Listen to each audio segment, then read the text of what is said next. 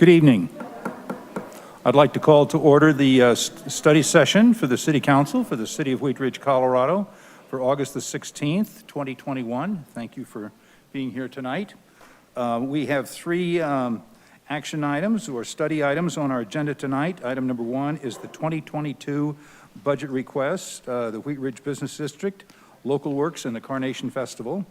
Item number two is an update on the Lutheran Legacy Campus Master Plan.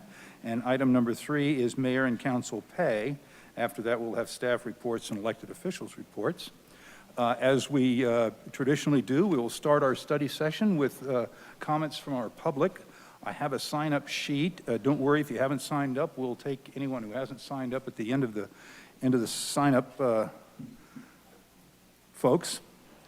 And when I call your name, if you'd please come to the podium and adjust the microphone so we can hear you clearly, and give us your first name and your last name. If you'd please give us your address also for the record and spell your last name. We'll make sure that the clerk can get that in the minutes accurately.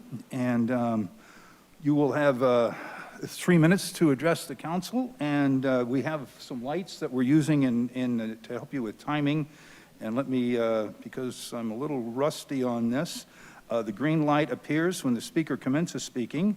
The green light will flash when the speaker has 30 seconds remaining. The yellow light will then appear when the speaker has 15 seconds remaining, which is time to sort of conclude your comments. And when the red light goes on, your time has elapsed, and we'd appreciate it if you would sort of close your remarks.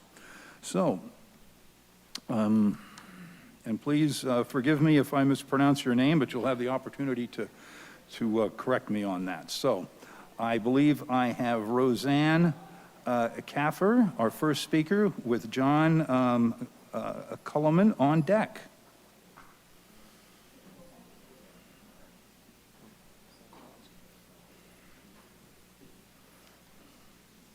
Yes, sir, right here.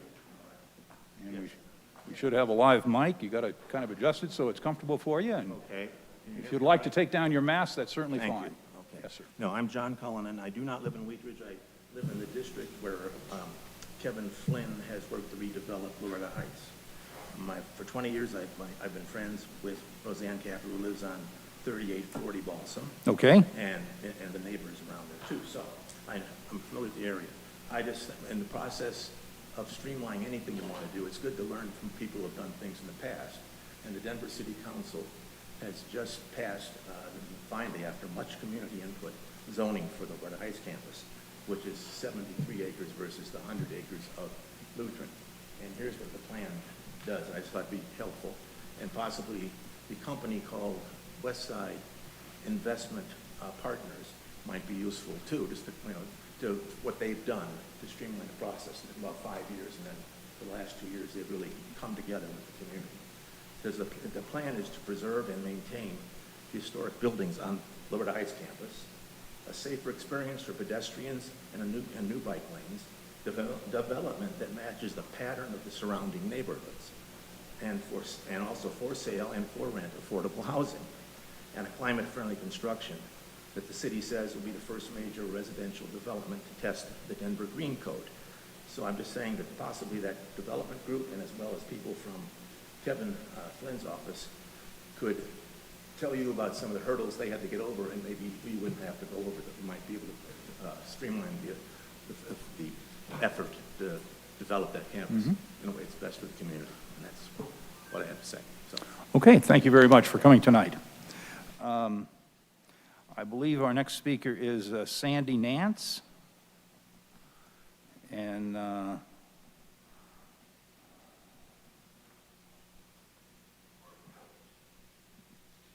hello. Sandy, and the last name is N-A-N-C-E, address 4097 Field Drive. I have two items that I wanted to talk about. The first was the budget. I was quite unhappy to read in the Wheat Ridge Historical Society newsletter that their budget had been cut, that they were going to be open instead of 4 days a week, they were going to be open 1 day a week. That kind of hits hard because my friend, another Wheat Ridge resident, Gabe Porter Denelian, and I have a contract with Arcadia Publishing to do one of those little sepia tone books that sits on racks, drugstores, and we're going to do it on Wheatridge history. So we are collecting photos of old-time Wheatridge, and if you have any, contact me. But we need we need for the city to, the historical society to clean up and kind of organize, and their records are kind of a mess, I'll put it that way. They need help cleaning that up, and to have it shut down at a time when we need it is not the right time. So let's see, that's for the budget.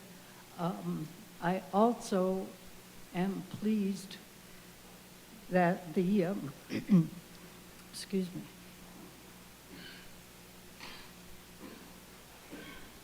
I want to speak on behalf of the Blue House and the chapel.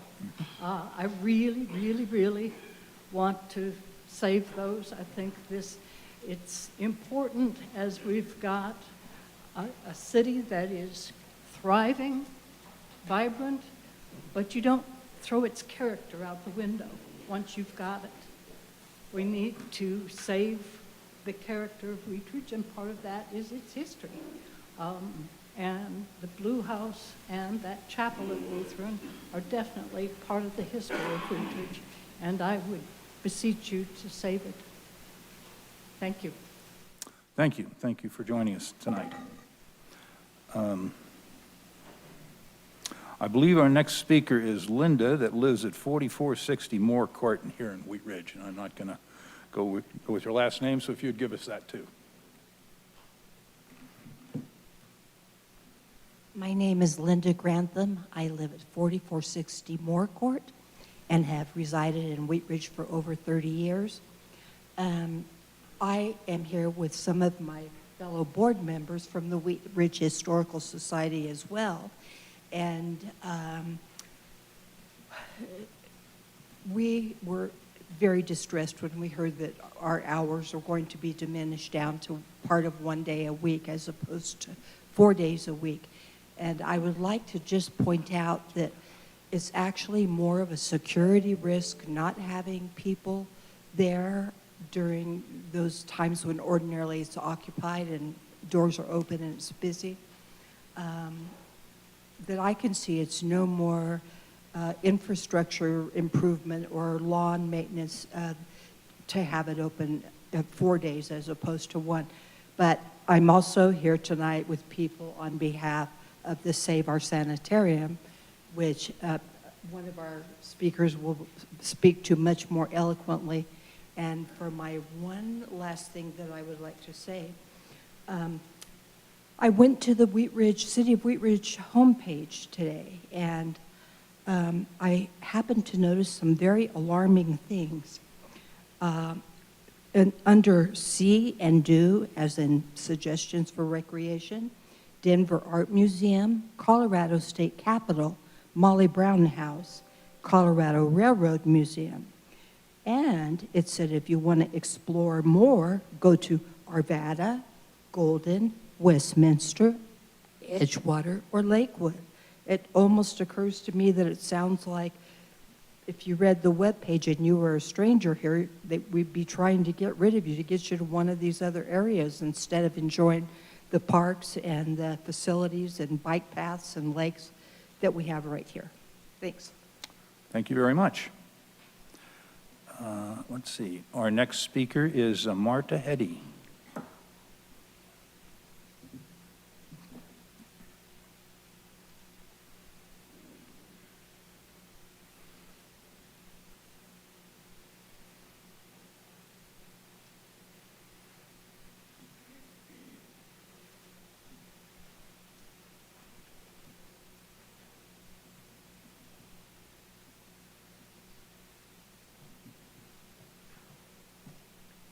Hello, my name is Marta Heddy. My address is 7385 West 28th Avenue, right across the police parking lot if you'd like to drop by for a cup of coffee. I'm here to speak on behalf of the Wheat Ridge Historical Society Board. Over the weekend, we launched a campaign called Save Our Sanitarium. We're interested in saving the Blue House, not only the Blue House, but also the little TB tent that is right behind the Blue House, the chapel, the Lutheran chapel, and then there's a blonde brick 1960s ranch-style home that's across the main entrance that was the original administrator's house. That little bundle right there in the corner holds a lot of Wheat Ridge's history. Wheat Ridge was the center of the universe during the TB scourge of the early 1900s. Did I do that? I didn't think. Looks like we're still okay, so Oh, it was my cane. Oh. I haven't got it trained yet, I'm sorry. that's okay. People came to Colorado because they were told that the air quality here and the freshness and the mountain air and so forth would cure them. That was the only thing that would cure them. Well, that was a little off. They came and they lived in tents like the one directly south of the Blue House year-round in a canvas tent. They were given a wool blanket, and they had a little stove in each tent. The first year, 10 people died, and something like 38 were able to survive. The top floor of the Blue House was reserved for 8 of the most ill patients, okay? It was chock full for years and years and decades.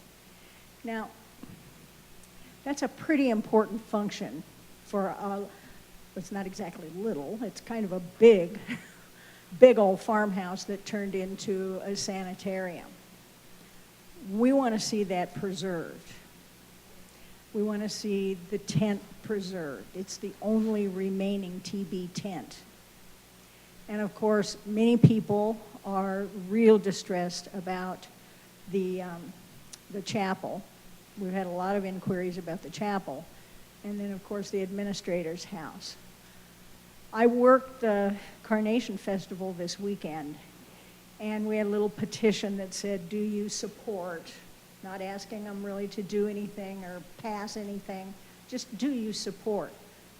Everybody signed it. Everybody is really, really interested in this topic.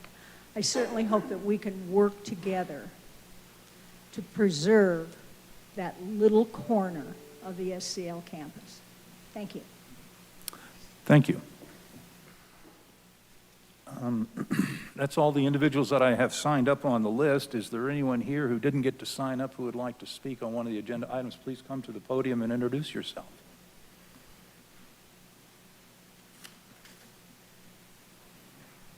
Sorry about not signing in. I hate public speaking. My name is Jamie, Jamie Gallagher, Gallagher. I live at 4065 Cody Street. And for those of you who know me, I speak in public literally all day long. I teach 7th grade math. But, you guys are not shorter or younger and less educated than I am. That's the beauty of 7th graders. I actually wanted to talk about the Lutheran legacy thing. And the first thing on my list was there seemed to be no provisions in any of the 3 plans for the church and the Blue House. I didn't realize all of the history of that Blue House. Sitting here was quite illuminating. That's one of my concerns, and I sort of bulleted because, I teach math. One of the concerns is there are 3 circles as you exit those plans with 0 explanation as to why 2 of them are yellow and 1 is red. The red one happens to have an arrow. The others have a circle terminating them. The terminating circle indicates that the traffic is to stop at that street, which makes total sense on 32nd. It can go nowhere. It's a dead end. You drive right into the cemetery in Crown Hill. The one at Balsam has an existing light, and right now apparently is signed either right or left turn only. There is nothing at Cody Street. It is a standard intersection. That one is a red circle with an arrow going through it. My husband emailed and got some information on that. The plan is for a stoplight and to move the traffic from the stoplight down Cody Street, which makes almost no sense to me because Cody ends before 44. It's a huge farm property between Carr and Dover, and it terminates. So they will get to the bottom of Cody and go, what's next? So that concerns me greatly, and you heard my address was on Cody, right near the end of that street. Another thing is, after you get across 38th Avenue, going north from those neighborhoods, you cross 44th Avenue, and there is nowhere to go. It's the highway. So I'm not certain why we're planning for a whole lot of traffic going north, but people do. I've lived there over 35 years. We have traffic from the hospital periodically coming through, and sometimes at high rates of speed, but it's a quiet street for the very most part. As I looked at the density, it's a neighborhood of single-family homes, and I'm not talking just my neighborhood. I'm talking the entire neighborhood around Wilmore Davis. It's single-family homes and a limited number of duplexes, and you're talking between 13 and 22 acres of multifamily housing. That is a huge increase in the density. And just as you increase that density, I'm concerned about the traffic on Wadsworth and Kipling. They're already horrendous, and I've got a yellow light, so thank you very much. Thank you. Is there anyone else that hasn't signed up that would like to speak on our public's right to speak tonight? Okay, we will close that portion of our agenda. Thank you all for coming tonight to speak. We will now go to agenda item number 1. And this is the, are we going in order, or? We are. Mr. DeMott is here. Okay. So Terrific. Okay. This is the 2022 budget request from the Wheat Ridge Business District, Local Works, and the Carnation Festival. And I believe we have Mr. DeMott with us tonight. If you'd like to come on up to the podium, and we'll go from there. How you doing, everybody? I'll start with the Wheat Ridge Business District, if that's okay. I don't know how your packet goes. I didn't see it. That's but good. I can switch either way. I think our budget for about 10 years now has been about $90,000 a year. If you don't know what the business district is, we give grants for businesses, facades, paint, landscape, ADA improvements. We do a lot of art murals. I should have brought it with me. We have about 8 different grants that we give out. It's been around since 2003, and it's a matching grant, so you have to spend at least double what you spend. What we find is mostly it's about 20% of what each project is. So it doesn't really come to half, but most people will take that extra money and then hopefully parlay that into another project. So we have half, $45,000 in our regular grant program, and $45,000 goes to our Facade Plus program, which is just a generally larger program, larger grant for more of a full-scale remodel or a full building remodel, inside and out. And it's a graduated scale. They can get up to about $33,500 total on that grant. But it hasn't changed since, for a lot of years. Our funding level hasn't changed. It seems to be a pretty good level. I mean, we really never get any huge ones. We've never really had a surge any certain years, but we appreciate the funding, and if anybody has any questions, I'm here. Okay. Thank you. We'll open it up then from questions for council on the Wheat Ridge Business District. Ms. Nosler-Beck.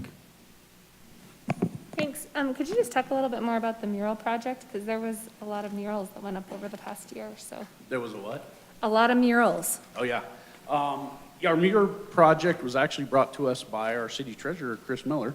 And we give up to $2,500. That grant, we will actually pay $2,500 and they can pay as little as $500. So that's the only grant that we have that is not a 50-50, 50% or better grant. We've done on 38th and Teller, we've done Swiss Flower Shop, help. West End 38. West End 38, they did. So we gave them one grant. They ended up doing 3 murals from the same artist. They just kept going. All Seasons Holiday Market? Oh, yeah, the All Seasons Market on 38th and Teller. I can't even remember. I've had a long weekend. There's some more. They look good. But it's a fun grant. It's, you know, we're getting to see a lot of, we don't do a lot of the choosing of the artists. We leave that up to the property and business owners, so it's fun to see what they choose. And we get an idea, so it's not anything weird or anything, but it's turning out pretty good.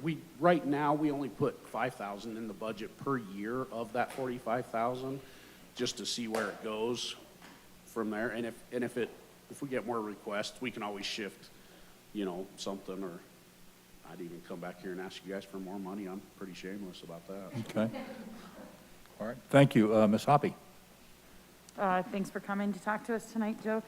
Some other things that I'd just like to, I'm also on the board for the Wheat Ridge Business District. I've been there since 2010. Some of the other things that I'd like to just kind of highlight that are things that are unique to what we do in the business district is our older buildings in Wheat Ridge really were not ADA accessible, and that's a very expensive cost to be able to upgrade your building to be ADA accessible. So the ADA accessibility grant is a big one that we do. And then the, like Joe was talking about our Facade Plus program. Some large projects that you could think of as the Barda House, which is on 38th Avenue. That was a Facade Plus program. I don't know if you remember what Raphael's hair studio looked like before, but now it's a gorgeous building that'll be a legacy building in our community. So what I can say is that from being on the board, we do a very good job of staying in our wheelhouse, not doing mission creep, and making sure that that the monies that we give as a board are being utilized successfully to help our brick and mortar, because 10 years ago when you drove around Wheat Ridge, you could see that our brick and mortar was in really desperate need of updating and upgrading, and which is why the business district started. I'd also like to just mention that this is a reimbursement grant, so we don't just give the money to them and hope they get it done. They have to get it done first. They have to give us signed contracts, receipts, and things like that to be able to get the money back. So I do feel as a board that we're very good stewards of this money. Thank you. Additional questions? Ms. Hulteen. Thank you, Mr. Mayor, and thank you, Joe, for all you have done, are doing, and will do for our community. Sure, of course. So I want to just express, I've tracked a lot of the projects, and they've just made such a huge difference in our community. Like literally, you know, I drove my son to Compass while Raphael's was doing their improvement, and just things like that just make one corner at a time a huge difference. But I've been really excited about the mural program. I think that is incredibly good money spent, and I do hope you come back and ask for more. We'll take more if you want. We're here. And I'm just going to throw that. out there, any murals in District 2 on 44th Avenue, I will cover half of the $500.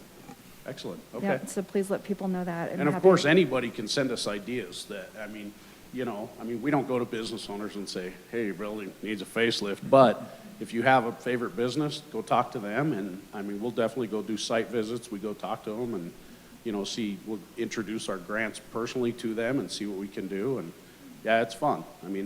it is, actually, the business district is a lot of fun, so. Yeah, well, and that's how things get done in our city, is that Yeah. type of relational work. So Yeah. anyway, it's really, it's doing a lot. The NRS that we adopted, one of the things they really identified was working with our existing commercial building stock to reinvest in that as a principal economic driver. So it's making it good for people who already live here and making it better for the people who want to work here. So thanks, Joe. Thanks. Yeah, and it is only for, it is not for new construction, so that is one thing. We don't do any new construction. This is just for, there isn't an age of building, but just existing buildings being upgraded. Thank you. Additional questions? Ms. Nosler-Beck? This is just a comment, but just to kind of connect how this all works together, one of the grant recipients was Sevco, and I probably am still saying that wrong, but Sevco is where we did our presentation for the All-America City Awards. And so that investment in that business ultimately created this great partnership for us to ultimately win that award. So awesome. Cool. I didn't even know that. Yeah, there we go. Thank you. Ms. Dozeman? Thank you, Mr. Mayor, and thank you, Joey. I just was wondering, do you spend down a majority of the money, and is there ever a situation where you do have to come back for more? For the, Oh, for the man, grant we program? haven't come back for, I think 2014 was the last time we've actually spent that money and had to ask for a little more. Yeah, I don't, So it sounds like it's you're- funny, I mean, it's just 45,000 seems to be the number. It just kind of is, it's almost strange. I mean, just seems to fit our group really good, so it, Wonderful. yeah. So you're responsible with that. Well, we haven't really given our admins a raise or anything. They work just on a percentage. It's been 5% since 2003. That's what our administration gets, and, so, yeah, works out good. Thank you. Additional questions from council? Well, I'll chime in also. I sit on the board, and we have a very productive board. The members are listed in our presentation. Joe keeps everybody on track. And I think the really important thing to look at this grant is it's improving the physical being in our city. So we've got landscaping, we've got painting, we've got facade upgrades, we've got electrical and lighting upgrades. All of this, goes to the curb appeal of the businesses that we have and really enhances the whole neighborhood and the whole view of the city. So, thanks, Joe, for you and your group. Oh, thank you. Okay. If we have no more comments on this one, the business district is asking for $90,000. Do we have consensus to move that forward into the budget? We do. Thank you very much. Thank you. Joe, you've got another one here in the Carnation Festival. Yep. Are you the guy? Looks I'm like going to do this one too, yeah. All right. Well, before you get going, I want to say we just got done with the Carnation Festival, and great job. It's Thank you. It's a fun event this year. Yeah, it was a good time. Glad to be there. So, take it away. All righty. Yeah, we just got done yesterday. Matter of fact, there's still stuff in the park we need to get out tonight. So just huge thanks to the police department, the parks department, the public works department. I'm here to talk about our budget, but we like to keep it pretty tight because we know that there is a lot of overtime and a lot of things that go on that I don't even see. So I don't even know all of the things that happen, but so I just want to let you know our board, most of our board members, some of our board members have been on the board for 45 years. And we have, a lot of us are, pushing 15 years together. So it's a really great, diverse group from all the service clubs and everything. So we really try to tighten this up, but, it doesn't matter how much money you gave us, it wouldn't happen without the police department and the parks department and the public works department because they are literally 24 hours a day out there for us and for you and for the people in the city. It's absolutely amazing to see. I'm there, I do a lot of work for about a week out of the year, but they do it every single day. And that park was beautiful this year. You got a new parks director, and I'll have to see how how she feigned through her first Carnation Festival. So I'm sure it was fun, but you know, I'm sure they're having a lot of talk. So I appreciate you.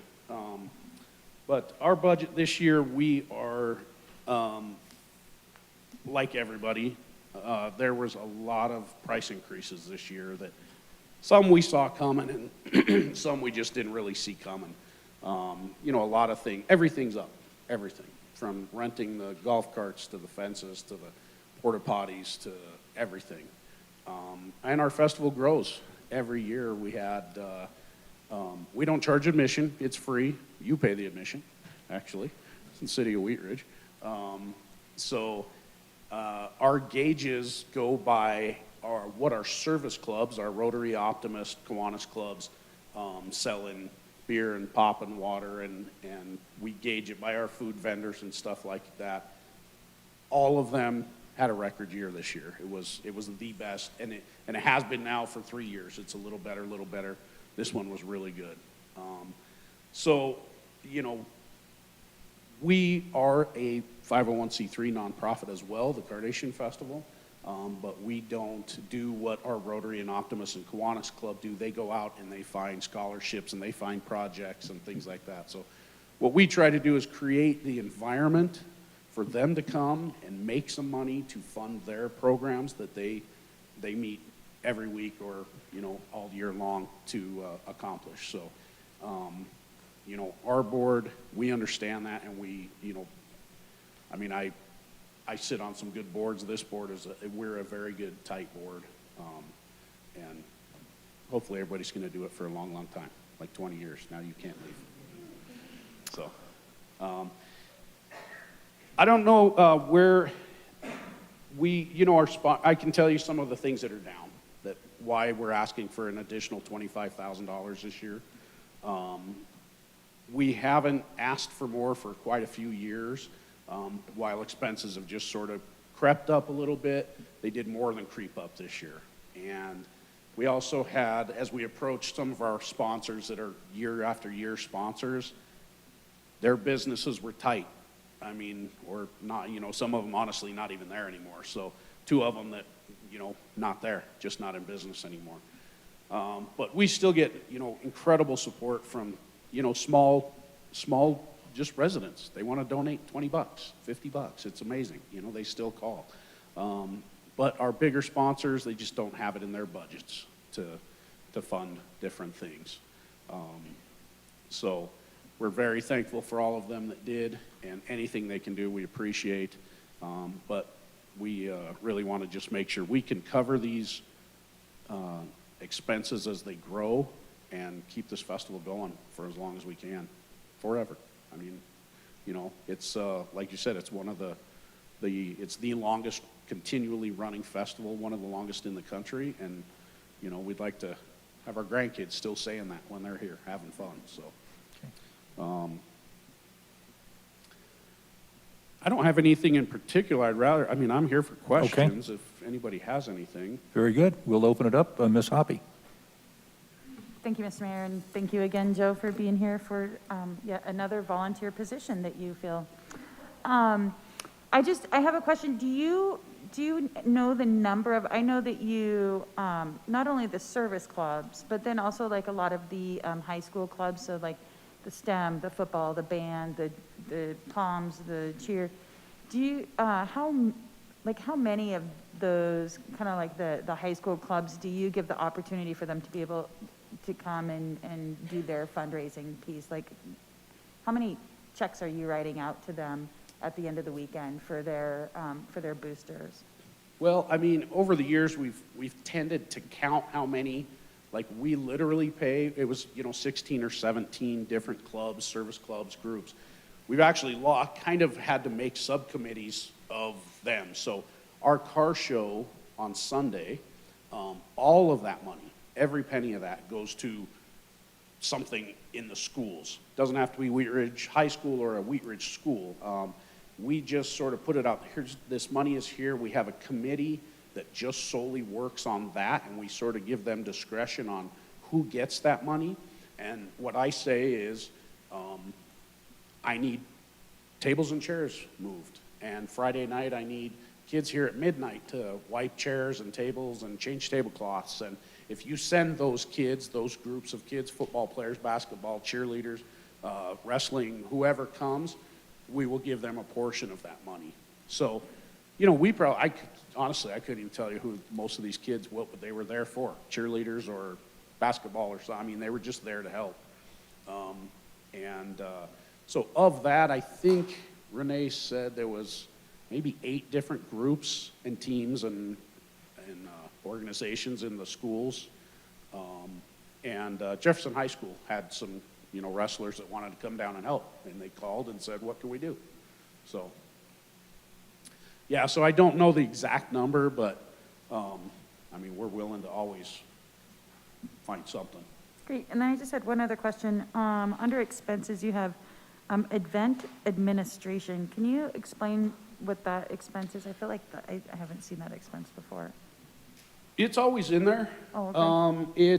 We sort of should break that down. We're talking as of, you know, I'm going to break that down, and I'm going to tell you how. Yeah, I was We just have wondering. event administration, which is our marketing. So we don't have marketing in this. Oh, we do have marketing. Never mind. But that's our marketing and our advertising person, and they do the administration, the nonprofit things. They help with keeping the nonprofit status, our minutes, our bylaws, and stuff like that. And then a lot of that is really what should be broken down into an event production. So it's a lot of our help or temp help or companies that, you know, the event companies that we rent the tents and chairs and tables and stuff from, you know, they don't put up lights. So I got to get somebody else to do all the lighting, and then, you know, just a weird incidental thing that come up, you know, when you have to turn a park into a event. It's just, you know, there's just a lot to it. I don't break it down until after the festival. We can really break down what we spent, but things change, and that's mainly what that, I would say the majority of that should be called event production, really. Thank you. Yeah. Mr. Stites. Thank you, Mr. Mayor, and thank you, Mr. DeMott. You know, we have members of the Historical Society here today, and 52 years of Wheat Ridge, 52 years of the Carnation Festival, and I believe Hank Stites, my grandfather, was one of the people that started the Carnation Festival, and it's something that brings the city together every single year. And I think that that's important, and I think that's something we need to continue. That's a tradition that there's not many other cities that can say that they have that, and there's a lot of value to that. And being there this weekend, there was a lot of people there, and I don't think anybody was unhappy. I think every single person there was and I think that's a testament to the board and everybody who's in charge of the festival. And as a local business owner, I've been open for 11 years. We've done the festival every single year because that helps us get into the community and meet people, meet principals, meet teachers. It's impressive to see. You walk around there and you've got kids from Prospect Valley, kids from Stevens, kids from Color Strand, everywhere. And that's really important that they see that and they get that small town, that pride, because that's something that I remember as a kid and something that makes me want to come back every single year. So great job on the festival, and Thank you. I think that you guys are doing a great job. Thank you. Thank you. Thank you. Additional questions or comments from council? Ms. Dozeman. Thank you, Mr. Mayor, and thank you again, Joey. You know, I've spent the entire weekend with Joey and other members of our board, and I've had the honor of being parade chair for the last 6 years. And I will say that it's a lot of work for all of us to put in our volunteer hours, and it's one really long weekend, but this is the best weekend of my year, every year, and I'm always so grateful for the folks that turn out to help volunteer year after year. Our Wheat Ridge Police Department, our Public Works, our Parks and Recreation, you know, there are some snafus here and there, but, you know, I contact city staff and I contact members of the community, and they all show up and they help out, and it's just this camaraderie and this like really high sense of community that I just appreciate about Wheat Ridge and appreciate about the Carnation Festival. So I want to thank you again, and I had a great weekend, and the turnout was wonderful, and I really enjoy the parade and all of the schools and community organizations that come out and walk. When I first took over, we had no marching bands in the parade any longer. We incentivized marching bands to come back and participate by giving them a small donation, and we've continued that on for the last 6 years. And so we have anywhere from 2 to even 5 marching bands a year, depending on the year. And those kids, they come out in their full uniforms, and they put on a show, and it is great to see them. And I, like, it's every year, my kids and I, my family, like, they come from Lakewood, Inglewood, Denver to celebrate Wheat Ridge, and it is quite the celebration, so thank you. Yeah, great job with the parade, too.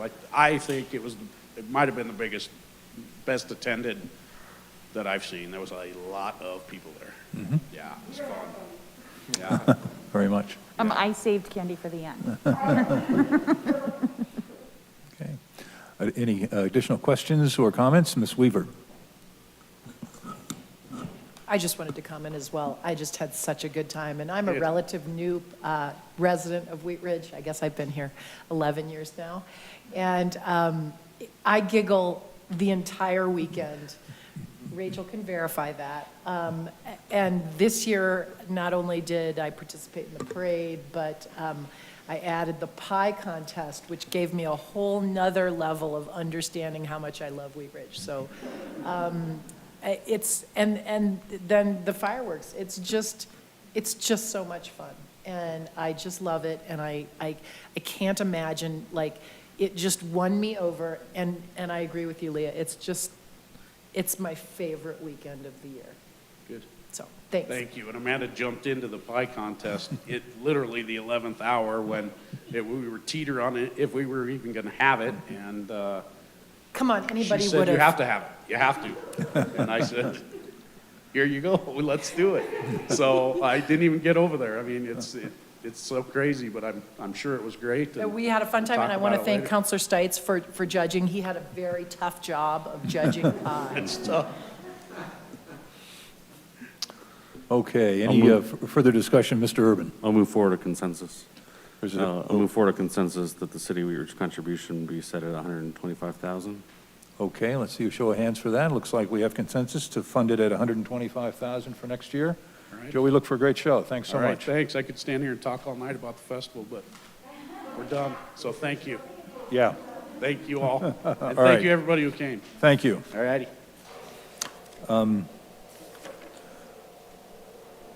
Okay, we have also on our agenda for this item a presentation by Local Works, and we have Kate Cook here. Kate? Thank you.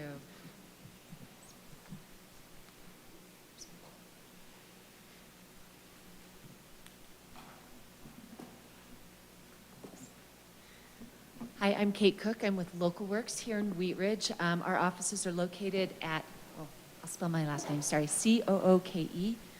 Our offices are located at 7530 West 38th Avenue here in Wheat Ridge. So just a little bit of background. Local Works, as you know, was formed in 2005 to be a partner with the city of Wheat Ridge in the implementation of the first neighborhood revitalization strategies. We, figure out mouse. Oh, okay, good. So it rolls, right? It doesn't do anything with clicking. Okay, anyway. We, our work is guided by our Articles of Incorporation, which really call out the responsibility to increase investment in the community, deliver programs and events that increase community pride, and increase the maintenance of homes and businesses. And we do all of that through this lens of connect, volunteer, and creating value, creating connections, creating opportunities to volunteer. And this is just some pictures of some of the work that we accomplished this year. We sort of flexed our Live Local program to be porches and patios in light of that we couldn't get together indoors. We had our first community fridge through a quick, nimble partnership put together with Community Resources, our Parks and Rec, and Wheat Ridge Poultry. Our Chalk of the Town continued on, and we did another bubble loan, building up business loan for the Highlands Montessori preschool that's going into the Old Home Collective.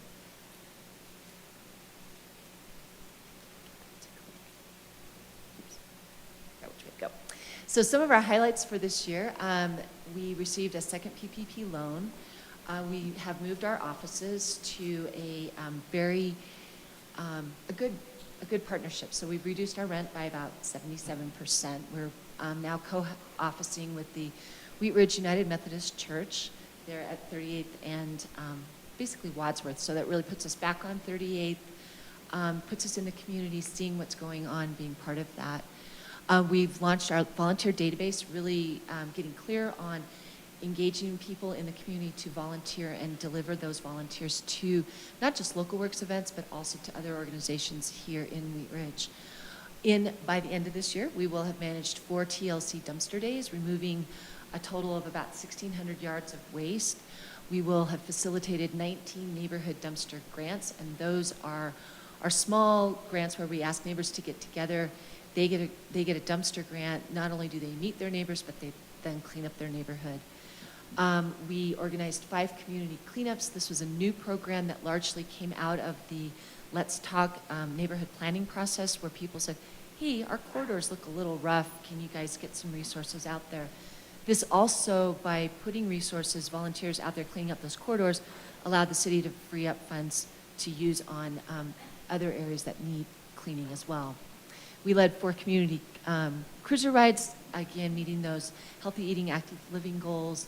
And I mentioned the porches and patios, and we will deliver 2 community positioning events, the Criterion Bike Race, which is coming up on September 12th, and the Mid-Century Modern Home Tour, which celebrates all of the fabulous mid-century architecture here in Wheat Ridge.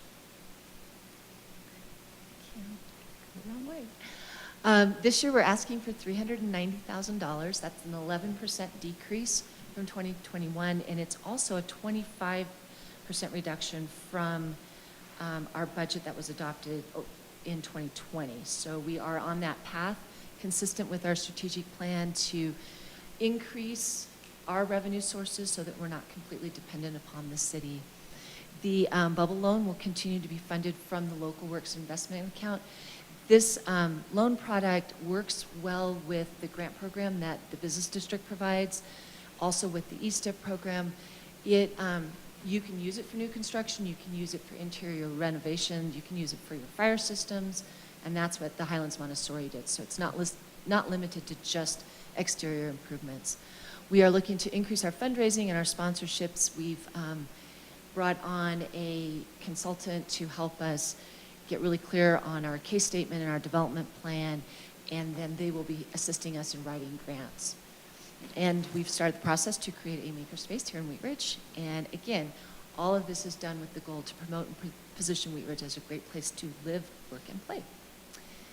So looking at breaking that budget out, we have 4 line items that we typically build to and organize our programs. So we have our core local programs, strategic plan investments, commercial corridors, and then our special events. And I'll just go through those really quick. And promise it won't all be words. There'll actually be pictures coming. So I just wanted to break this out really quick, really focusing that the Building Up Business Loan Program and the Home Improvement Program will still be offered to the community and offered through the Local Works investment account. And pictures, yay, finally. So as I mentioned, we flexed our Live Local program this year, starting in January and February, when we would normally be putting that program together for the year. We didn't know if we were going to be able to be meeting indoors. We knew we could meet outdoors, and so we had worked with the city on the Business Reopening Assistance Program and thought, hey, let's celebrate all those new patios that came out, and we'll just have a whole summer of porches and patios. The fun thing here is it's really allowed Local Works, the Wheat Ridge Business Association, and the Chamber to really come together and work together on these programs. So it's a lot of fun. The businesses really enjoy this, and so we're still looking to get more residents to come. Residents are really busy this summer. So our next one will be at Clear Fork Cider. We'll be celebrating their new cider garden, and also the Mestizo food truck will be there we're doing a buy one, get one free taco, so that'll be kind of fun. We're continuing our other ways of engaging the community, block parties, our coffee break continues. Mayor Starker's wife every week provides us with an excellent joke, so it's a lot of fun. Please join us. You can hear her jokes. It's a lot of fun. We have all kinds of topics relevant to what's going on here in Wheat Ridge. It's a quick check-in, You're there, you say hi, and then get on with your day. We are a partner, again, in Wheat Ridge 101. This is sort of the growth out of the Wheaties program. We are adding a new session this year that starts pulling in all of our service groups. And so everybody's going to get their little 10 minutes of fame to talk about their impact in the community. And then Marianne and I are going to tie that back to what has been found in the resident survey and how these attendees can connect better with all of those service organizations in the community. So always growing, innovating our programming. I went the wrong way, sorry. As you know, big piece of our core local programs is the TLC dumpster program. It's our TLC program in partnership with the police department. So it's the 4 dumpster days, it's the neighborhood grants, and the block parties. And so just some pictures of what we're doing. Again, the 2 pictures on the right-hand side are the new community corridor cleanups. So we got quite a few people involved in that process. Building up business loan program, again, the Highlands Montessori is a new business that's moving in. We've helped them with their sprinkler to bring them up to code. And again, we'll be offering these programs through the Local Works Investment account. Strategic plan, city priority programs are really around healthy eating, active living, and our volunteer engagement. Those are priorities for the city, priorities for the community. So we really focus that programming around getting our residents involved in healthy eating, active living, so a lot of free fitness in the park, cruiser rides, and then really finding those ways that people can get involved through volunteering. So it's not just volunteering at our events, but connecting them with Rotary. If Rotary's doing the Fill the Backpack program, they're always looking for volunteers, and we are serving as that conduit to connect all those different volunteer opportunities.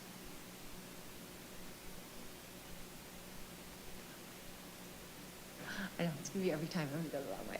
So commercial corridors, really focusing on not just 38th Avenue, but all of our commercial corridors citywide. So part of that is banners and lights, that's placemaking, that's a lot of that when you know that you've arrived in Wheat Ridge and you're not just still hanging out in Denver. Business outreach, connection, promotion, that's all the time that we spend working with our local businesses, promoting them, talking about what they do, connecting them with our residents, and then really using our marketing, social media, digital print, all of that to promote and position the community. So we started a new banner program this year. You might have seen them around town. It's a Ridget 38 Shop Local banner. It's kind of like a banner library. Any businesses on 38th have access to these banners. It's fun. Lana with All Seasons Holiday Market has them, and they pop up everywhere around the corridor, so it's kind of fun. We heard, again, through the Let's Talk Neighborhood Engagement Program, that a desire for a vacant storefronts program. And so we've done a little pilot program. We've got some murals there at Calvary Temple Church. Those are temporary. It's a small little way to make a building look better for a short period of time. This one actually, it's going to end up being there a little bit longer since things have changed for that property. We've got another one we're working on right now at Raliberto's, looking to kind of make it look a little bit better than the spray paint, hey, we moved next door sign. So again, we continued on with Chalk of the Town. It's actually, that's going on now. This week will be the last week of Chalk of the Town. And special events. So special events are designed to really create place on 38th Avenue and bring the community together. So it's sort of a dual purpose community celebration, really focused on 38th. So the Criterion Bike Race, 7 years we've had the bike race, really looking at not just celebrating our great bike shops, but also bringing people to Wheat Ridge to see all of the businesses that we have on 38th. Because of the pandemic, we rescheduled the Criterium to the fall, which then impacted Ridgefest. So we canceled Ridgefest this year to have the Criterium, and then we'll bring all of that back next year. We will be moving Trunk or Treat back to 38th Avenue, so that's exciting, and it'll look a bit different because it has outgrown the green. So we're working with the businesses on 38th to probably line cars on 38th. We'll be working with the police department to make sure that the kids are crossing the street safely, and all of that. We've had movies in the park. We've got another one coming up in September. We'll have a band at that one, and then holiday celebration with Santa and Mrs. Claus roaming around. We'll have the reindeer, dancing tree, and of course the tree lighting ceremony. So those are ways that we connect the community, bring value to the city, and I didn't talk about the Makerspace. So the Makerspace is actually pretty exciting. This idea came out largely because of the work that was done around the art space preliminary analysis. When we were going through that process, we were up at Loveland and we were looking at the fabulous art space project. So art space, as you know, is a company that builds affordable housing for artists. It's an amazing, amazing company. And we were there, and part of what works with that is a place where makers can make things. And so we were all there on that tour, and all of us on the committee had turned and looked at each other and said, whoa, we need one of these in Wheat Ridge. So a lot of things happened. We ended up having a generous tool donation. So now we actually own welding equipment, all kinds of hand tools, ceramic equipment, a treadle hammer. If you're into blacksmithing, we can help you out with that. And then we connected with Tinkermill up in Longmont. And Tinkermill is a makerspace that's been in operation now for over 10 years to help us get this off the ground so that we don't have to reinvent the wheel.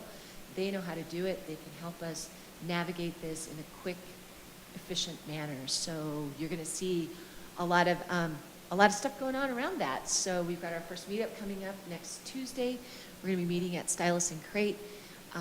There's a lot of excitement. A lot of people just coming up to us when we were at the Carnation Festival. Thank you for letting us be there. People love to talk about that. So it's pretty exciting. It's new, and it'll be an interesting journey as we move forward. That is what I have. So again, our goal is, with everything that we do, we invest in the community, both financially and also through those connections. We connect our businesses and residents, and not really, when you talk about being in a lane, we're not the chamber, we're not the business association. We really are the one who connects the businesses to the residents, and we can promote the businesses and celebrate them and do all of that and tell their story, because that's what resonates with people when they decide who they're going to do business with and continue to do business with. Again, with those goals of enhancing economic vitality and community engagement, and always looking at positioning and promoting Wheat Ridge as a great place to live, work, and play. So if you have any questions? Okay, Kate, thank you very much. We'll give you a minute to catch your breath and open it up to questions from council. Ms. Dozeman. Thank you, Mr. Mayor, and thank you, Kate, for the presentation. Could you tell me how much money you have in the Local Works Investment Fund currently, please? Yes, we currently have 1.3 million, the same as we had last year. We have worked through the process to be able to invest a portion of that. It's not as easy as you would think, so we're learning, but it will get invested. A portion, we want to keep some funds available, just in case for operation, and we want to leave funds available for both the Building Up Business Loan Program and the HIP. So, but that rest of that money is really going to be used towards the creation of that makerspace. So leveraging that to create that community space here in Wheat Ridge. So tools, facility, all of that. But it's not enough to do it all on our own. So we'll be looking at grants and partnerships and stuff like that to get the makerspace up and going. Continue. Just as a follow-up, how much did you invest in the bubble and HIP loans last year? So we had one HIP inquiry, and we haven't really been able to sort of follow through on that, and we had one bubble loan. So again, I think what happens on the HIP loan right now is it's a lot easier to roll those improvements into refinancing your house than to come to another agency and finance it. So we're looking at that. I'm curious if maybe a fit for the HIP might be with the city sustainability program on more of those efficiency improvements. So maybe scale it back. So we're looking at how can we get those funds out into the community on the home improvement side. The bubble loan, a lot of times it's just where we fit with their financing. So, yeah. So Highlands, we fit really well in getting their sprinkler system up and going. It's capped at 50,000, so we're obviously one of many sources of funding for these small businesses that are doing the bigger projects. And we have two loans on the books. So now we have Highlands Montessori and Ornamental Bead. Thank you. Ms. Hulteen and then Ms. Hobby. All right, thank you, Mr. Mayor, and thank you, Kate. A couple of things. First of all, just again, thanks for your flexibility in the last year as we've all adapted to unprecedented times. And it was just great that Local Works was working so hard to keep a presence and keep our community connected at an especially hard time. So that kind of resilience is to everyone's benefit. A couple of other just comments and then a question. You know, I know every year this conversation about Local Works budget and programming is always an extensive conversation, and I think Local Works' commitment to diversifying its funding is really to everyone's benefit, and in part I'm seeing the excitement around the Makerspace, and for that to really be something that Local Works is owning as its own, and obviously there'll be a partnership with the city and other community members, but I'm excited to see, you know, the things that you're able to do when you're creating your own space. So, so please get the Makerspace here quickly. We need more welders in our community. We're going to have a pop-up welding event, so just stay tuned for that. I actually had someone offer to teach me to weld, and I almost took them up on it. But one thing that you know, Local Works has been involved in, and you mentioned as a success last year, was sort of reinvigorating some of the marketing presence around the Ridge at 38th. City Council did identify at its retreat that we'd like to move forward implementation of the corridor plan, or at least solidify the corridor plan for 38th. And, you know, support from our business community for that is critical. It's going to be really hard to advance any type of significant investments in that corridor if the business community isn't organized and in support of that. Can you speak a little bit more to Local Works' role right now in terms of working with those businesses and sort of helping with sort of the cohesive vision there? Right, I realized as I breezed through this, in the very long and no picture staff report that you have, it does talk about, we have recreated a 38th Avenue group to bring those businesses together and really start having those conversations about the plan, the vision, and how they can all work together. And I see Local Works as sort of a champion of that process. We can facilitate those meetings, provide that space to have that conversation, and really talk about how all the pieces start coming together. In my past life, I worked with adopted corridor plans and have developed those plans, and if you don't have somebody championing it, it's really hard to keep the energy going. And I love 38th Avenue. I think it's got a funky kind of character to it, and I'm super happy to be part of an organization that can be part of implementing that vision. So I think we just keep inviting them, bringing them together. The Ridge at 38 website is up, and I got a little behind because of the Carnation Festival, but I will get the events on there. But really understanding that that website is available for the business community on 38th Avenue. It's their website, and just really using it to tell that story. So I think, Janice, thank you, Councilmember Hoppy. That was really helpful to have sort of that background and history. So yeah, definitely a champion for that. Thank you. Thank you, Ms. Hoppy. Thanks for being here, Kate. I have a couple, I have like just one quick question and then some comments. So I did see in your memo that you guys had reactivated the website. And I do know that when we went through that whole branding Ridge at 38 process, that there were some tools that came out of it that are probably gathering some dust, one of them being like an app, and then there, you know, some of it being some of like the visual marketing pieces. Do you guys have sort of a plan of how to move that forward? I guess I would say in the past, what we had to do is like actually physically walk the corridor and go and knock on doors and talk to people to get them to come and connect. And I know that that piece has been really difficult in the last 18 months, just because of what our whole world is going through. But do you have a plan to kind of re-engage that type of process in the future for that? Yeah, so actually, I got out and walked the corridors, so starting with the Movies on the Ridge and getting that messaging out there, not just via emails. So that's my goal, is to make sure that I'm getting out on the corridor. I've done the research on the app, and nobody knows anything about the app. So you and I need to talk some more about that. So yeah, I have dug around about that. So that could be definitely useful. The status on that one. But definitely walking the corridor is important. And it gives you a sense of what the businesses are dealing with along the corridor. It gives you a sense too, as they're going through the redevelopment process, the challenges that they're dealing with as well. Great. And then my comment is, almost 10 years ago, myself, Britta Fisher and Tara John started Live Local, and we started that because what we realized was that there were a lot of businesses in our community that weren't necessarily drawing as successfully from our community as they could, while there was a changeover of people moving into our community also. And so what that did is start to build social capital.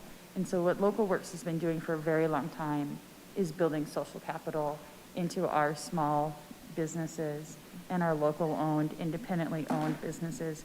And I will tell you that social capital is probably the number one thing that kept our restaurants still open, that kept our hair salons still open, that kept our local independent owned businesses open in Wheat Ridge, because we pride ourselves on being able to support and hold up our independent and locally owned businesses. And when the pandemic happened, they didn't have corporate offices cutting checks for them, or with rooms full of lawyers to apply for the PPP loans. And as a community, our social capital kept them alive. And as a body, as city council, when we came up with the grant programs for those, it was our social capital to be able to reach out to those people to come and get these grants that we're offering for you. And so I would say that the one thing that I appreciate the most about Local Works is that strength that they build in our community. Thank you. Additional questions, or Mr. Stites? Thank you, Mr. Mayor. Again, as a local business owner, working with Local Works through the community events and things like that, other than the Carnation Festival, there's not a whole lot of other events going on in Wheat Ridge. And the Ridge Fest, the Criterium, Movies at the Park, all that stuff, that's one way as a local business to actually get in and get to the community. And that's very difficult. Otherwise, it's thousands and thousands of dollars in direct mail and different things like that. So having these events that the city puts on and Local Works puts on is a big deal as a business owner. So that's something I appreciate. The other thing, looking at your budget, last year I remember a much more awkward conversation, frankly, that we weren't sure what the vision was. We weren't sure that the budget made sense. This looks like you guys have really taken our comments and our feedback last year very seriously, and put those into place, and really got a little bit leaner and meaner as far as all that goes, and the itemized budgets, things like that. That really helps to really look at the budget and see that it's all making sense. And I do appreciate moving the trunk or treat back to 38th, because it's gonna be crazy. Because again, as a business owner, I love being there, giving out candy, all that stuff, but the idea was, and I think when Ms. Hoppy and the Hars and everybody had originally put it on, was to drive people to those businesses, Right Coast and all the other restaurants and stuff. And having it at Lutheran, unfortunately, while it's a lot of space, didn't necessarily help that. So I really appreciate that you guys have taken the feedback and done something with it. Thank you. Thank you. Additional discussion or questions? Ms. Nosler-Beck. Thanks, Kate, so much. Just wanted to throw out an idea for the upcoming events until we're through the pandemic, is just making sure that we're coordinating with Jefferson County for Public Health on making sure that there's maybe access to a vaccination site with some of our events, or at least some public education about where we are. Hopefully we don't have to go back onto hopefully we stay in the clear mode that we're in right now, but just use those events to definitely get to like the fourth priority there. You know, I think educating folks about where we are in the midst of the pandemic and keeping everybody safe is a great opportunity at some of these events coming up. That's a good idea, thanks. Thank you, Ms. Dozeman, and then Ms. Hutchinson. Thank you. So along with that local works investment account and going towards a Makerspace, can you give us a little timeline as to when that's going to actually come to fruition? Well, right now, we're in the process of building that community.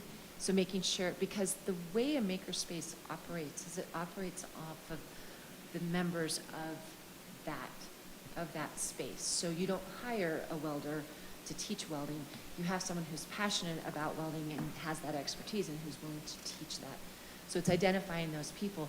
The next big thing is finding a space. So we are looking, our goal is pretty quick.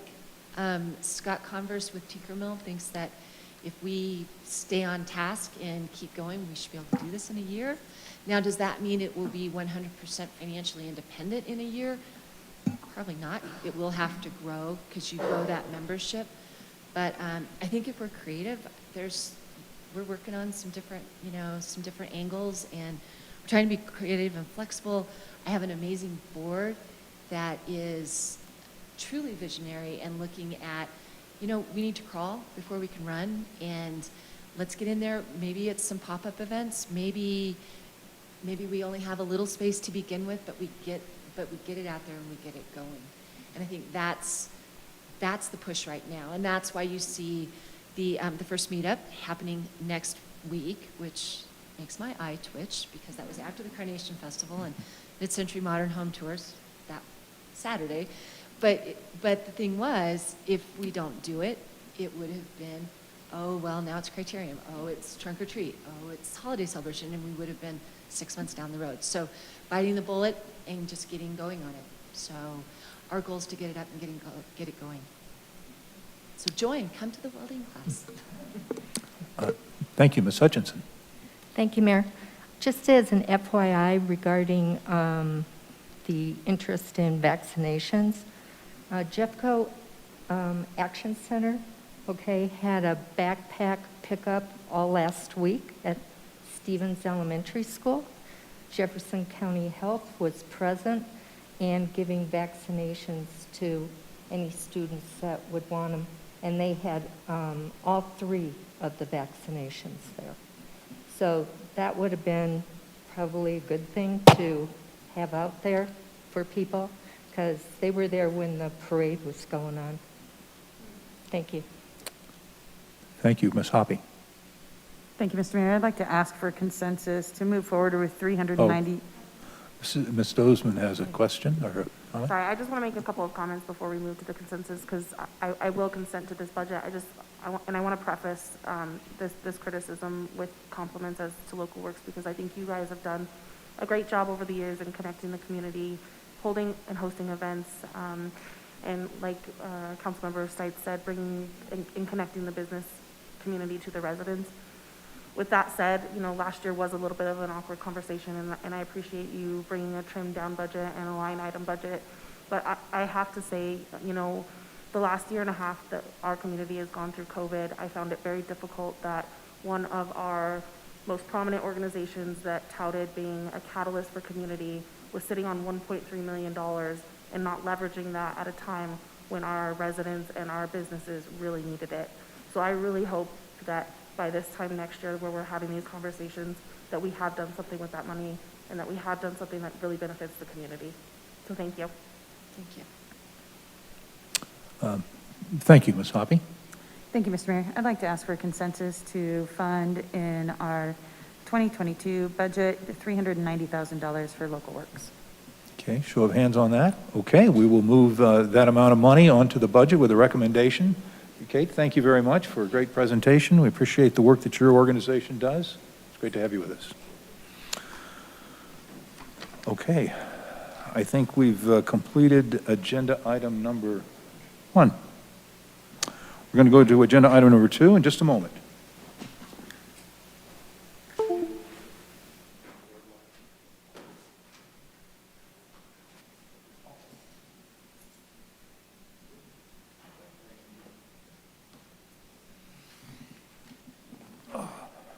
Do you have an introduction on this? Okay, good. Well, we're going to move to our second agenda item. This is a Lutheran Legacy Campus Master Plan update. We've got our planning folks here, Ken Johnstone and Lauren Miklilak, and take it away. Thank you. Good evening. So we are in the home stretch, it feels like. Hang on, I can't talk and click at this time. We are nearing the home stretch of a Lutheran master plan, so you awarded this contract in January. We last saw you in May, and in the last 3 months we have done a lot of public outreach. You saw sort of the grocery list of events and activities and folks that we've gotten to reach out to over the summer. As of this afternoon, we had 2,100 unique visitors to the project page, so it's gone up just in a few days since you've seen that memo. And tonight, I'm happy to reintroduce you to Jay Rankins. He's a principal with MIG Inc., the firm that we hired to help us facilitate this community process. You met him in May, and he's going to run through the slides, some of which we included in your packet, just so you have those for reference, and sort of lead a discussion of where we're going from here. So turn it over. Thanks. Thank you, Lauren. Thank you all for your time this evening. Really appreciate it. My name is Jay Rankins, R-E-N-K-E-N-S, with MIG Inc. We have an office in downtown Denver at 518 17th Street. So, yeah, some of the information that you're going to see this evening actually is very hot off the presses because we just closed our engagement window around the preliminary alternatives for the site. And so I'll be able to share with you some of the things that we heard just, I guess, 2 weeks ago now. I guess, or nearly 2 weeks ago, 13 days ago in this room. And then we had leveraging that What's Up Wheat Ridge site for 10-day engagement beyond that. So we'll do a quick introduction. I do want to spend a little bit of time catching up on the visioning and key themes since I have not been with you all since May. So that is sort of what teed up or fed into these preliminary site alternatives that I'll share, as well as then the community feedback around those.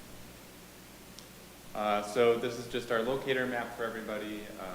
We got 38th up on the north edge there, Dudley on the west, sort of a combination of Allison Street, Court, and Zephyr on the east, and then 32nd on the south.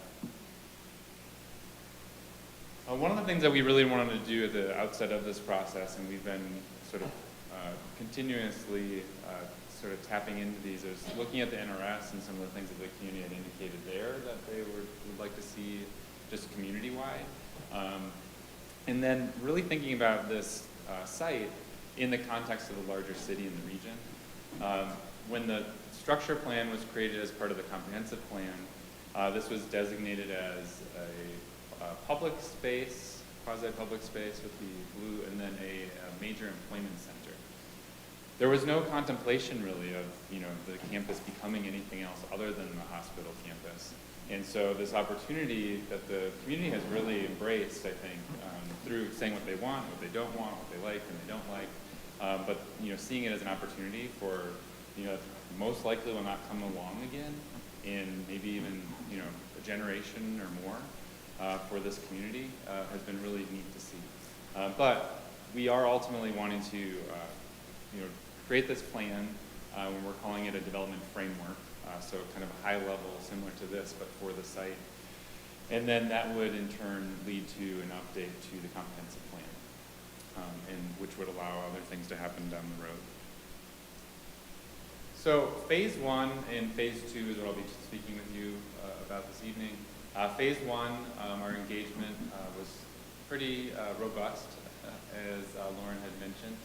So surveys, we had virtual meetings, we had in-person outdoor open houses, We had briefings with you all and focus groups. And ultimately, we heard from a lot of different people about what they wanted to see, what they didn't want to see, and what their vision was for the property. And hearing from those folks, some of those key takeaways included thinking about the existing buildings on the site, and whether that be the Blue House and the chapel, which we have heard about already this evening, and we can, pretty much every time that we talk to the community, we hear about how important those facilities are to the community. But also the existing medical facilities, the medical office buildings, behavioral health facilities. So people really wanted to say, you know, if possible, can that be incorporated into the future development of the site? People really being concerned about the possibility of this being something other than a campus, which a campus by nature tends to be a lot of open space with, you know, a handful of buildings. And so if that's going to transition to something else, people would really like to see any sort of density on the site be very minimal at the edges, particularly adjacent to the single-family neighborhoods. And if there is then some sort of density or development on the site, trying to focus more of that towards the center and up towards 38. We heard about people wanting to not detract from or compete with 38th, but understanding that 38th, again, as we heard this evening, is kind of quirky and, you know, a great collection of local businesses, but it doesn't necessarily have that kind of downtown, you know, kind of feel. And so we heard that from a few folks that, you know, would there be an opportunity maybe not across 100 acres, which the site is, but in a, you know, few spots, look for those opportunities. And then really thinking about community amenities, both using the existing topography of the site, the ditch, the beautiful trees, and then also would there be opportunities to introduce more of that. The business focus group focused a little bit more on thinking about the products that might come online here. So they mentioned mixed use, thinking about affordable housing, that there should be, whether it's publicly owned or not, but publicly accessible amenities to draw people to the site. And then also thinking about some funding mechanisms moving forward, like historic tax credits, if any of the facilities were to be designated as historic landmarks. Some of the common themes we heard across all of these different focus groups, which we've been doing basically around focus groups with each phase. Looking at that density, as I mentioned, compatibility to the adjacent neighborhoods, trying to create some small mixed-use environment. It is a little tough because it's off of Wadsworth. This part of 38 is starting to turn residential, obviously. And so from a market standpoint, 38th is probably the best opportunity, but it's not a huge opportunity just because of all the other things that are already occurring nearby. Connections. People were really nervous about new connections, what those would look like. Are there autos allowed on those connections? And so in the preliminary alternatives that I'll share this evening, we're assessing these based on the existing access to the site. And then once we have a preferred alternative based on the community's input, we'll look at, is there a need for additional ingress or egress? But I have a slide that shows that most of the things that we would even consider for the site actually would have probably less traffic than exists today. A hospital is a very intensive traffic generator, so that is a good thing. We had a public meeting back in early June, and there we were asking about different areas on the site. If you look in the lower right corner of the screen, we designated 4 zones generally. So the west edge along Dudley, then we have zone 2 would be up along 38, north of the ditch, where the existing hospital sits. There's a series of medical office buildings just north of the ditch, kind of elevated up above. That's zone 3 along with the parking lots, and then zone 4 would be the properties along the east edge, extending from 38th down to 32nd. So in zone 1, generally people said that they would support open space, maybe some single-family homes, and then duplexes, triplexes, and townhomes, and in that order as well, is what people were interested in seeing. In zone 2, where the existing hospital sits, it was looking at, again, parks and open space, but really more civic, office, entertainment, kind of dining, retail, and then to a lesser degree, but the most of any residential product that was supported were apartments and condominiums. In zone 3, Again, where the medical office buildings are in the large service parking lot, kind of in the middle of the site. People, again, we're identifying civic or office as an opportunity, maybe some open space as well as dining and entertainment to a lesser degree. And then finally, zone 4, open space, single-family homes, and duplexes and triplexes and townhomes were identified, so a residential mix. Key themes from that phase 1 engagement, and these really informed then the development of alternatives, which we'll look at for the rest of the presentation. Thinking about the history of this campus and how whatever happens needs to sort of respect the community and be additive to the community, not something that becomes an eyesore or detriment in any way. Opportunity to create a center for the community, and really that sort of gravitated more towards the civic and cultural uses, and if there could be, you know, a coffee shop, a few restaurants and things like that, maybe as part of that destination mix, people are supportive of that. Desire for parks, open space, and buffers with the adjacent neighborhoods. Both concern and desire for the housing and increased connectivity. So even at the meeting that we just had 2 weeks ago, I had people come up to me and they said, why isn't there more multifamily? And then someone else would come up to me about 3 minutes later and they'd say, why is there multifamily on here at all? And so there are very diverse opinions about the future of this site and what is and is not appropriate. And then, again, that excitement for some maybe locally serving retail dining and entertainment. So the preliminary alternatives, I'm going to tell you a little bit about some of the things that went into those, and then we'll walk through those and I'll give you a summary of the feedback on each. A few things to consider are the existing regulatory considerations. In the charter, there's the height limits around new residential and new non-residential development of 35 feet and 50 feet respectively. We have looked at the height restrictions because of the existing hospital facilities exceed that 50-foot non-residential limit. And if they were to be adaptively reused, then those height limits wouldn't apply. It's only for new construction. So it could be residential or office, civic, anything could go in those without having to lower the height, obviously. And then looking at in the charter also, the maximum density would be 21 units per acre. At 100 acres, that would be 2,100 units. We, as a thought exercise, tried to even place that many units on the site, and it's next to impossible to do. So you won't see anything approaching that in the presentation from here on out. The non-developable area that we want to be thinking about, the Foothills medical office buildings are not controlled by SCL Health. There is a real estate investment trust that maintains and operates those. They're kind of sitting back and kind of watching everything happen. So we're trying to think about what a future of those could be at some point, but again, less control, not an active partner like SCL Health. The ditch takes up a good amount of space and is can be an even better amenity, we think, for the site, and so that's integrated into all of these. Looking at the major roadways, looking at sort of the real estate that's devoted to those with the sidewalk kind of pathway facilities, the roads themselves, ends up being about 7.5 acres. The north tower of the newer hospital facilities seems to have the most potential for adaptive reuse. There's actually portions of that building that have never been built out yet. They're in shell condition. Some of the other facilities are older, more dated, utilities and whatnot make those challenging. Not to say that they couldn't be adaptively reused. And then, of course, we've heard about the Blue House and the chapel being of very high value to the community. And so all of our alternatives, they have different colors in that area, but none of them would say actually that those stay or go. It won't preclude either of those options. So then finally, there's about 70 acres that we're looking at of the 100 that could be in play for redevelopment.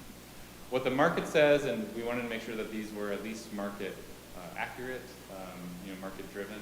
So looking at residential, as we all know around the Denver metro area, pretty much any residential that you build will be bought or rented. We could go up to that 2,100 units. As I said, we have not done that in any of the scenarios. Retail and commercial, limited demand, pretty small, about 50,000 square feet. And again, we don't want to compete with what's on 30 acre Wadsworth.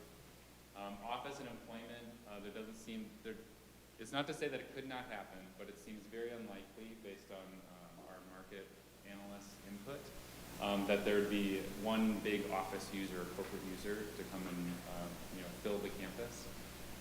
More than likely, it would be smaller office tenants, probably filling about the space that those medical office buildings take up right now. And then finally, maintaining this employment legacy. Again, a little bit of a challenge to think about the site entirely as employment. And I don't even know if that necessarily aligns with the input from the NRS thinking about additional neighborhoods and diversity of housing options. But health, sort of offshoot, continuum of care could be a potential use, civic employment, maybe something building on the agricultural culinary uses. And then I mentioned that traffic earlier. So the existing condition has about 1,275 cars in the AM peak, 1,600 cars in the PM peak. So we looked at what if you packed as many, or just a worst case scenario, what if you packed as many housing units across the site as possible? And it ends up actually generating less traffic in that situation. Would those cars be coming and going at slightly different times than they do now? Yes, absolutely. But this is looking specifically at the AM, PM peak, which is when residential traffic tends to be the highest. We know that as we move forward in creating a preferred framework plan and look at some illustrative sort of development options for the site, that we will need to take further consideration of the transportation connectivity. So those will include looking at different intersections and how they're operating today. Do they work the same when it's not a hospital use? Would there be necessary improvements? Looking at potential access to the site. Folks have mentioned both positively and negatively this example of thinking about 35th on Dudley. Some people have been supportive if that were to be a pedestrian and bicycle connection. They don't want to see new roadway there. Looking at transportation demand management and how can we reduce the number of trips being taken by cars, so looking at transit and some of these other pieces. Looking at connectivity for bike and heads, as we said, and looking at bus stop conditions. So, it was 13 days ago, we presented these three alternatives to a group of about 100 people in this room. And we'll zoom in on each of those in a second, but just wanted you to know all the different ways that we've sought input on these. So the steering committee, which has been meeting with us about every 4 to 5 weeks throughout the process, we did another round of focus groups with business focus groups as well as 2 community focus groups. The public meeting, What's Up Wheat Ridge, and then the study sessions this week. We're meeting with Planning Commission on Thursday as well. We took a lot of different notes about these different alternatives, things that people liked and didn't like, some new ideas that people wanted to roll in. At that public meeting, as I mentioned, over 100 attendees on August 3rd.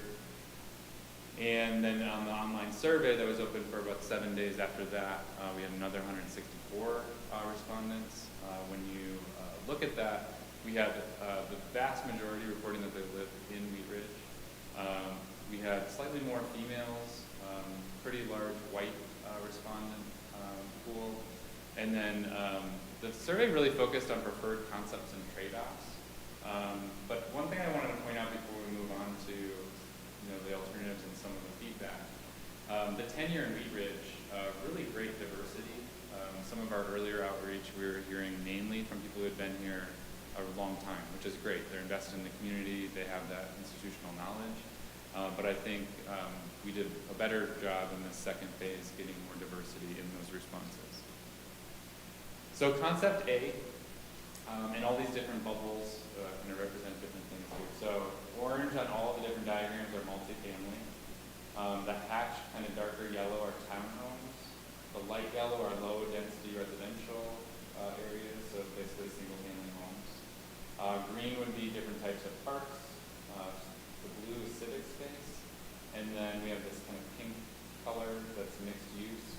And then anything that's remaining is an existing, or in its existing state, an alternative is indicated in gray.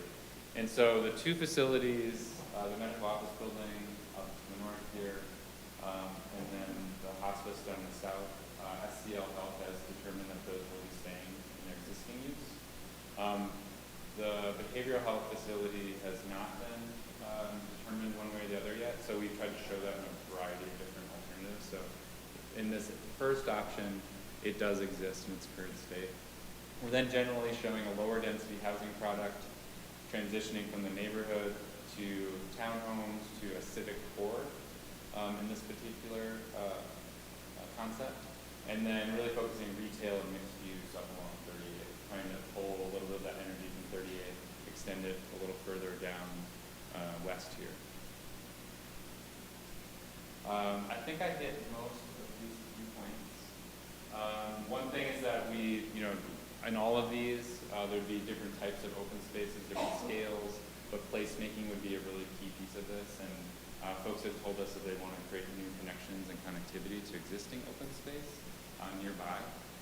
And so thinking about that as we move forward as well. Right now you're seeing bubbles on a map, but we'll be thinking about some of those key connections, particularly from a framework level, that we want to articulate in the plan. This is just another view here, and I'll advance one more time, show some kind of photo examples of the different kind of development types that we might see. So this is looking, we're kind of flying above the cemetery here, looking northwest. So again, this particular concept really focuses civic in the center, retail kind of destination along 38th, and then transitioning from lower density residential to slightly higher density residential. As you move north with multifamily being on the existing hospital footprint. So what do people like and not like about this particular concept? People really like the parks and open space, particularly along the ditch. They like that idea and trying to expand some of the ditch open space, augment that with additional parks. People liked the large central civic space, but we did hear from some folks thinking maybe it was too large. We didn't want a spot, people are articulated right in the center of the 100 acres that might not be active, outside of maybe like an 8 to 5 or something like that. We think that something of this scale would definitely would have some outdoor event space and programmability as well. People liked the active mixed use along 38, but then some other folks thought that that might be too intensive of a use adjacent to the residential just north of that. So we heard things like, don't do that at all. We also heard, right now the existing buildings aren't right up on the sidewalk. They're sort of set back a bit, and maybe taking some cues from that so it's not sort of imposing on the neighborhood. And then some folks, and this was sort of a blanket because you're going to see some retail or mixed use in all three concepts, some concern that we have vacancy in retail spaces around Wheat Ridge now, and why would we be creating additional retail space that might contribute to that problem or just detract from the ability to fill those existing spaces. Concept B, and there's three here, A, B, and C. We have lower density residential in this whole portion down here. Again, the existing facility with hospice and the medical office building here. Looking at multifamily in this middle portion with a small piece of office and civic use. This was driven by, not to say that they have to be the existing buildings, but sort of thinking about could those be adaptively reused as office buildings or civic space. And then really sort of the rest of the site having townhomes along the edges with two community-sized parks. Those tend to be about 5 acres. We're showing a 4-acre and a 6-acre here. Community park serving each of these neighborhoods flanking the site. And then mixed use up to the north. Did want to clarify, we've gotten a lot of questions about mixed use up to this particular site, working with our market analyst. They've indicated that there's an opportunity to maybe do a little bit of vertically integrated mixed use, but we're not talking about a big mixed use district with 200 or 300 foot blocks, and every corner has a coffee shop. This would probably be horizontally mixed use. So some commercial, some office, a handful of retail spaces with multifamily, most likely being a piece of that as well. So, go through those images again. Few photo precedents here. A smaller civic office presence of note. Looking at those parks kind of being dumbbells along the ditch, and really using those to kind of tie the redevelopment of the campus together with the surrounding neighborhoods, if you kind of think about it that way. And so what did people like and not like about Concept B? Again, some folks really like the idea of mixed use along 38. They like the fact that the density in this, that's kind of inherent in mixed use development and multifamily, was in the center or the center and north on the site. Some people did not like the townhome idea immediately adjacent to the existing single-family detached neighborhoods. Some folks thought that there was an imbalance of housing and all these other assets. We heard that both for and sort of against the amount of area devoted to housing in this concept. And then some people thought that there's a lack of connectivity and were concerned that this particular concept would require a lot of new connections to the existing neighborhoods, and they didn't really want to see those. So our last concept is Concept C. Has a large multifamily area in the center, flanking the ditch, and so the ditch would actually be kind of an amenity tying those together. Still linking to two parks, a similar scale. These are both about 4 acres on the edges, actually providing that buffer from the existing neighborhoods to what would be, in this case, either retail in that upper right corner or multifamily kind of in the center part of the portion of the site.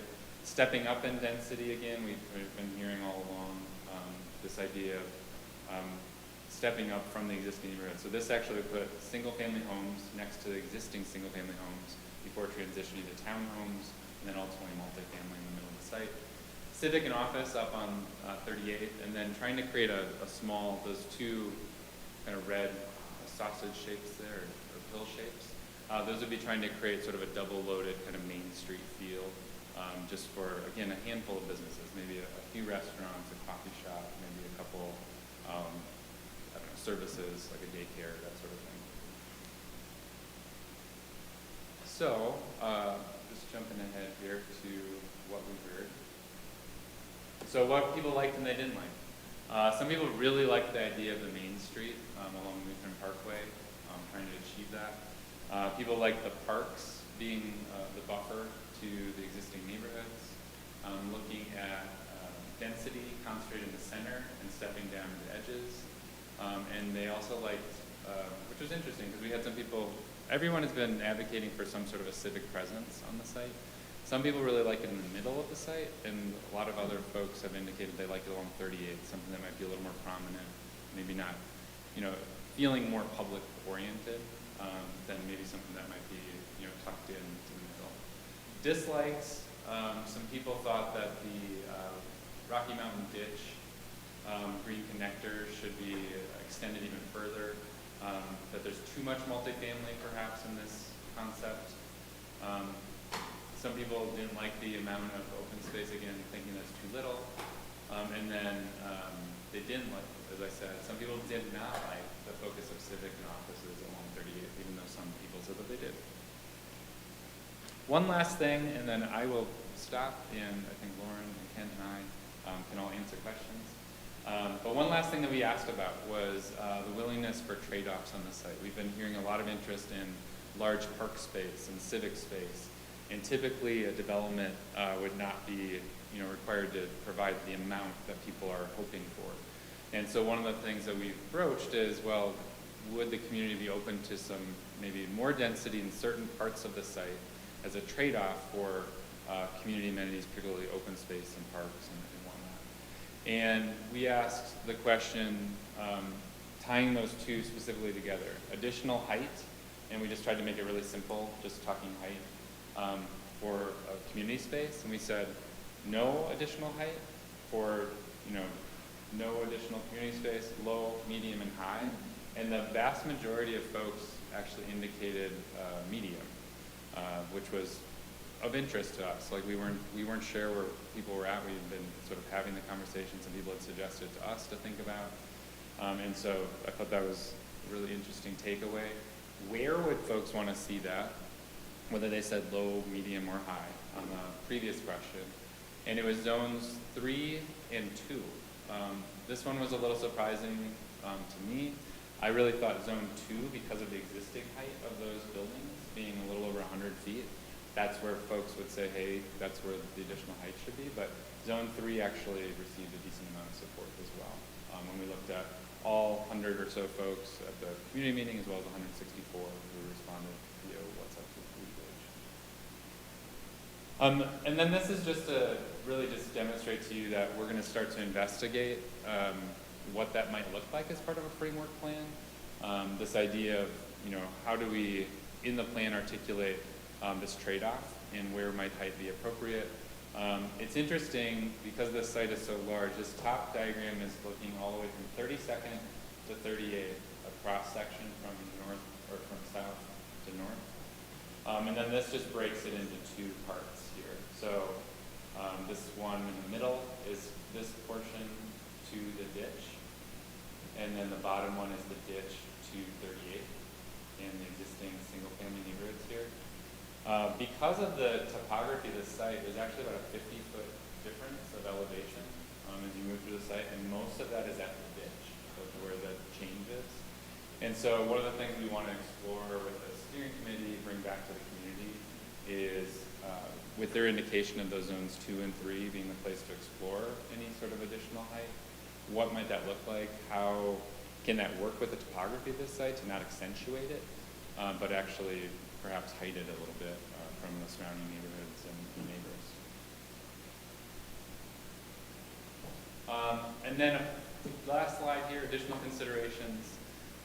Again, people really like this idea of tapering down, regardless of what the alternative is that ultimately moves forward, and it'll be some hybrid of the concepts. Allowing more height seems to be at least worthy of exploration. Again, but being really strategic about where that might go and what the community gets as a benefit for that. Looking at diversity of housing, we heard in the community meeting in particular, I think more strongly than in the past, this idea of multi-generational housing opportunities, seniors, young families, young professionals, looking at things that would attract visitors, maintaining the small town feel again, regardless of which concept or preferred concept moves forward. Looking at gardens being incorporated more, and then thinking about home ownership opportunities. And again, I know that there's several folks from the Historical Society here tonight too, so we did hear loud and clear, and I preserved the historical elements of the site. Our boundary stops at 38. Definitely heard about the former admin offices of the evening as well, but the Blue House and the chapel will be articulated as these community values in the plan, and something that the community would like to see be part of that development at some point moving forward. So with that, I will stop and turn it back over to you all. Thank you. Thank you.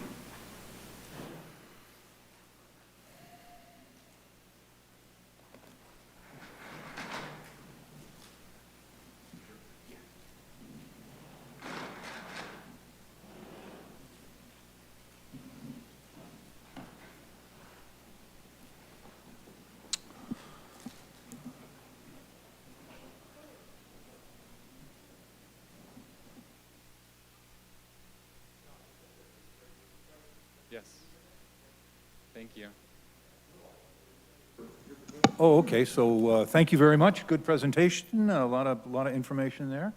Then we've got Ken and Lauren, and we can open it up for questions from council. Okay, we'll start with Ms. Dozeman. Thank you, Mr. Mayor. So I would just thank you for the presentation. It was very thorough. I was a little disappointed that we didn't have the likes and dislikes and some of those other considerations in our packet. I think that would have been really helpful to see from our end. One question I did have is, what is the determining factor of whether the behavioral health West Pines will stay or not?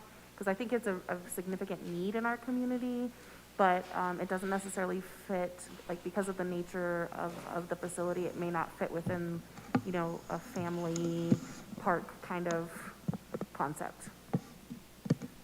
So I'll take the first part. We would have loved to have that for you too. The survey closed sort of a day or two before we did the packet, so we've been digesting it until probably this morning to summarize that. But we can send that updated version out so that you have that for reference.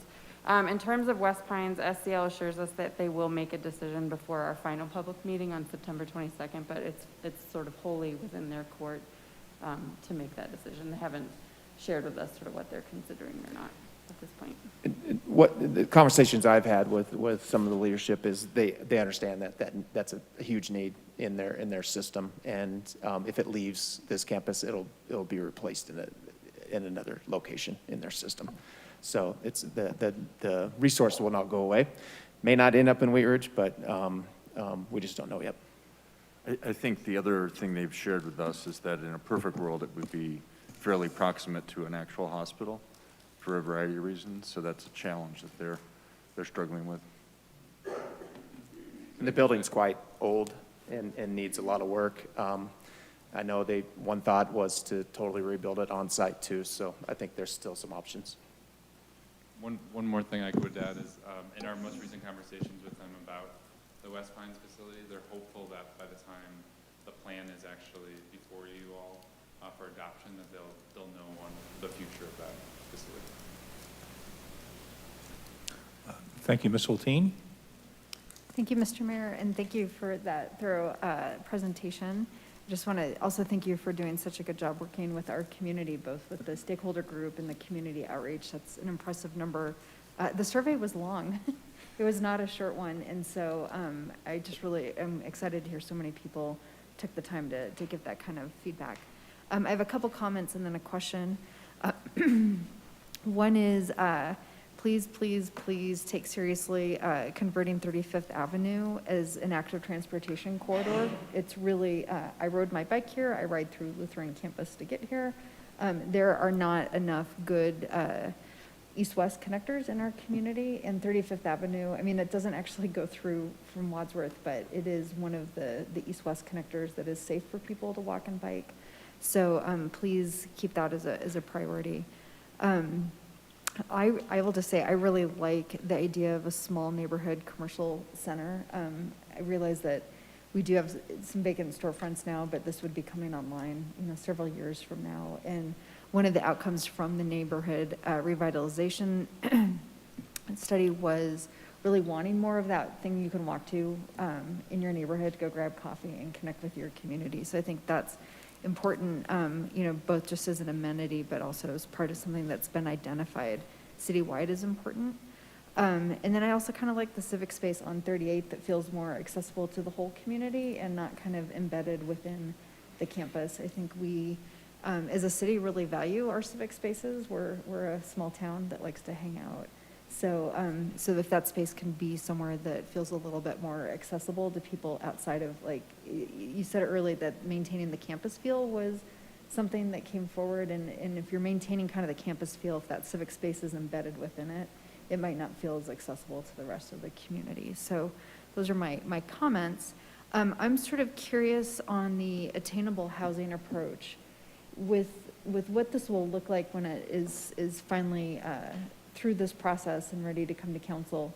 What kind of tools or recommendations can be baked into it to help ensure that we do have attainable housing across generations as part of the, other than just zoning for density?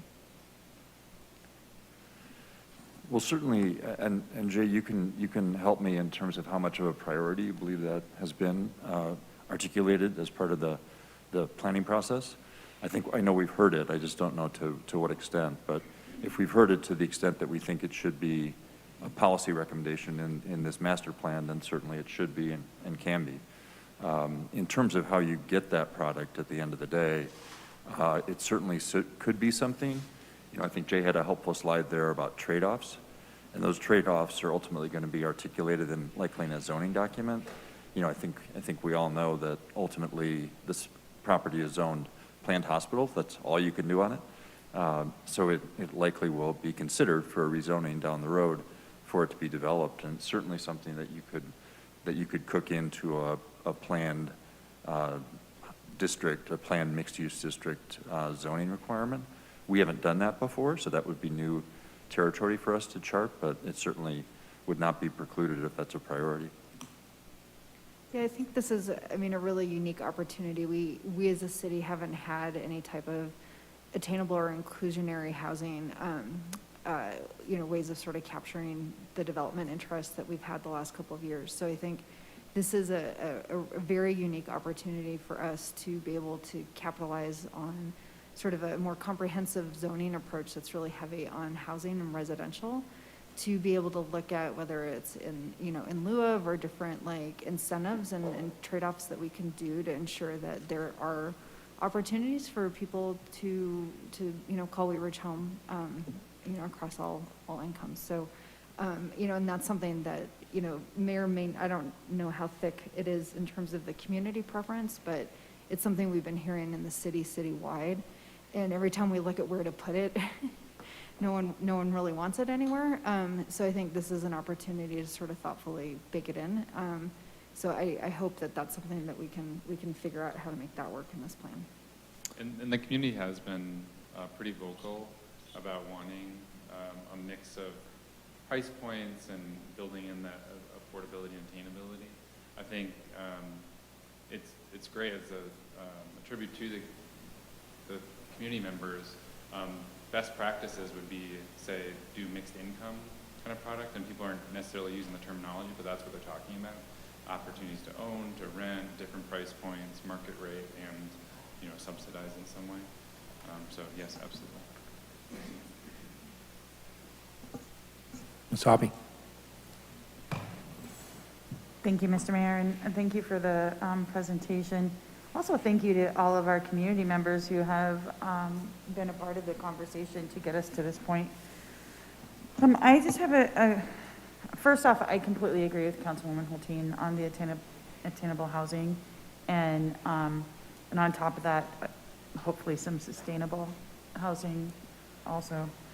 On concept C, there is, in one of those little retail, looks like a little hot tamale, there's the little green star that says community gathering. That green star is quite close to where the blue house is. And so I'm wondering if in this concept, the map with the bubbles and the stars and there we go. So the little green star, which signifies community gathering, it's very close to the blue house that the Historical Society is asking us to try to preserve. And so I'm just wondering if in this concept, do we feel like that would be something that would be able to be attained in saving the historical piece with that?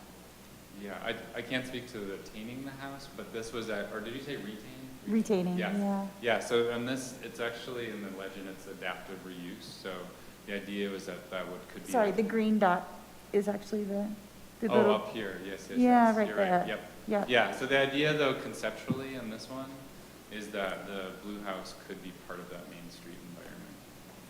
Super. The chapel's right there too. Yeah, super.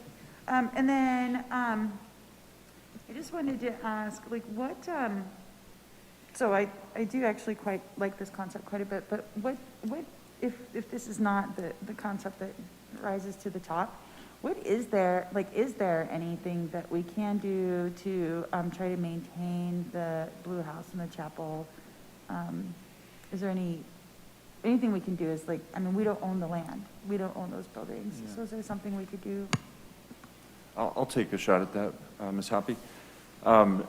We've certainly heard loud and clear from the people in the room and, people along the way through this process that people value these as assets of the community, in particular the chapel and, of course, the Blue House, and they have significant value just as community assets and also historic value, right, with their ties to the tuberculosis situation, as people made comments to. So I think it's safe to say that this document at this high level, this master planning document, will say just that it's the strong desire of the community through this plan adoption that will ultimately be adopted by council to seek, any and all ways to preserve these assets for the community. It's not without its challenges, right? Because, not to get too far in the weeds, but, you've got to find uses for them, right? And owners, and you got to be cognizant of operating costs down the road and, how are you going to use them? The chapel is also, tied into the central utility plant, which if the north tower goes away, which it could, then, you need all new mechanical systems for the chapel. So lots of discussions down the road in terms of looking for opportunities for partnerships, for sure.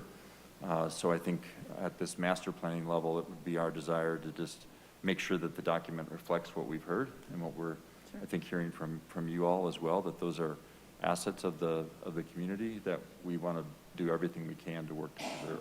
Yeah, absolutely. Yep. I grew up in, I've been in Wheat Ridge since 2011, but I grew up in historical neighborhood in Denver. And what I do understand is that Wheat Ridge, being as young as it is, it hasn't had the opportunity to have the historical pieces that some of our neighboring communities have. And I understand the need to want to keep that as a priority. And so, I do hope that works out through our process. So thanks for keeping that in mind. Thank you. Ms. Hutchinson. Thank you, Mr. Mayor. When I'm looking at the key themes from the visioning phase, the importance of the history and legacy of the campus, I hear the talk about what we're saying, but when we're addressing the Blue House and the chapel and any other structures, I think it should be written down. So, because then when I look at the part where the business, what their interests were, they were interested in possible historic tax credits. So what would that mean? Where's the historic tax credits coming from? For what properties? And then also it was discussed, the North Tower. There is not a concept up there that would show the North Tower existing. They all do, actually. So these are land use bubbles. So these are not actually speaking to what buildings are there. So they all could work with or without the existing buildings. Because that is the newest part of the hospital, and it's true, it's not used. 6 floors vacant, all that. I worked there for 30 years, so I know the whole lay of the land. And, but also the idea of history, there are old places in Wheat Ridge, and this is part, the whole thing with the TV Sanitarium and all that is very important to Wheat Ridge and to people who have lived here for a long time. So the chapel's pristine. I don't know. The Blue House, all old houses need to have some fix-up. We could get, rehab addict in here and she could fix it in a minute.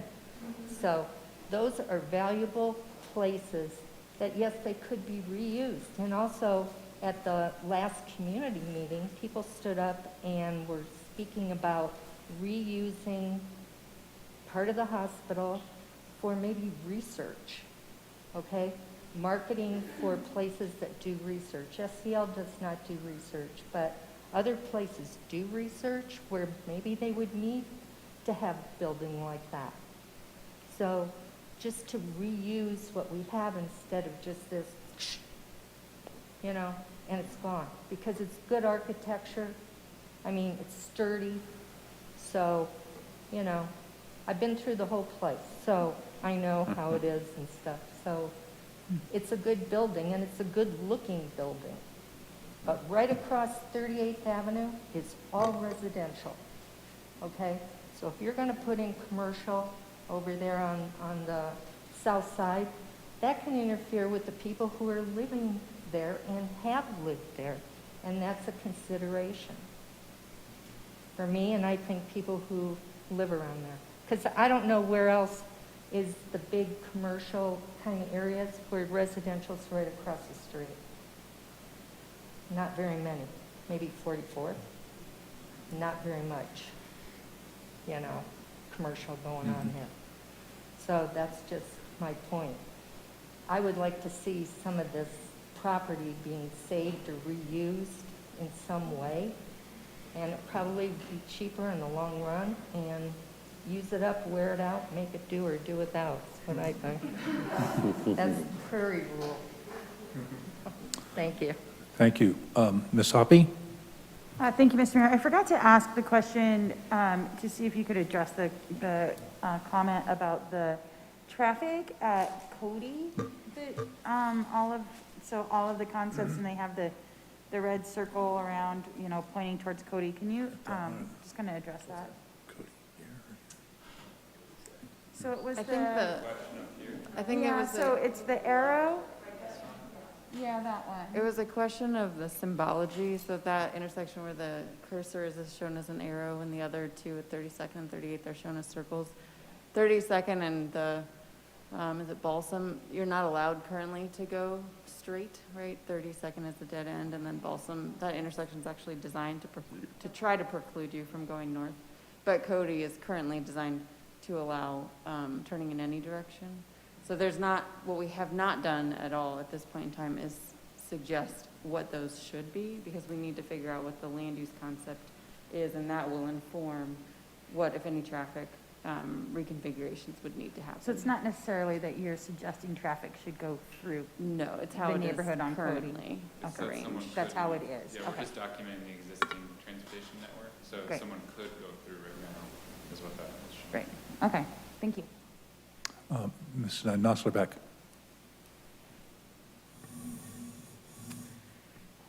You were talking about some of the medical offices that are located, I guess, there it would be like where the multifamily is. Yep.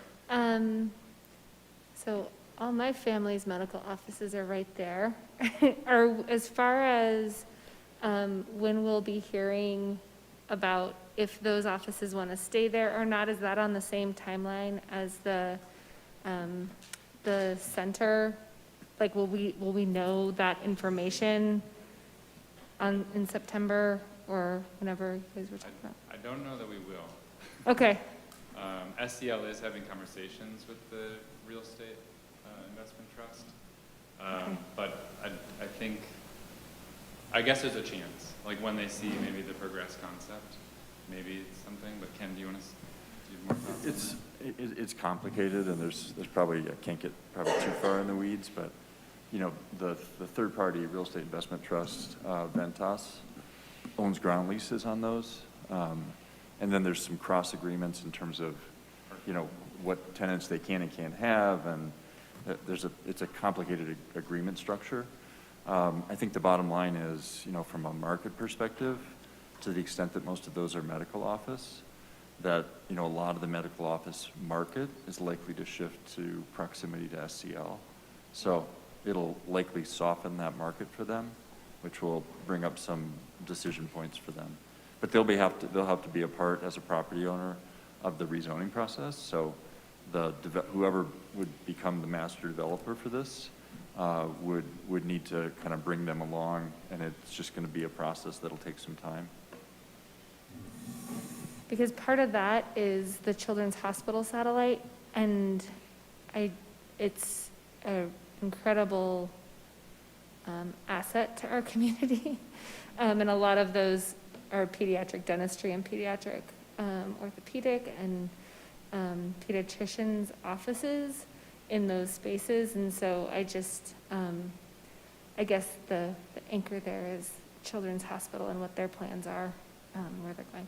Okay, thanks so much. And then I also just wanted to add, thanks to everyone for participating in this. And the Blue House, I agree with Council Member Hutchinson. I think it would be great if in the report out on this, we had a deeper dive that captured more of what the Blue House and the chapel mean to the community, just so that at a glance, we can show, the investment that we have there, because I had some special family memories there. So I know I'm not the only one in the community. Thanks.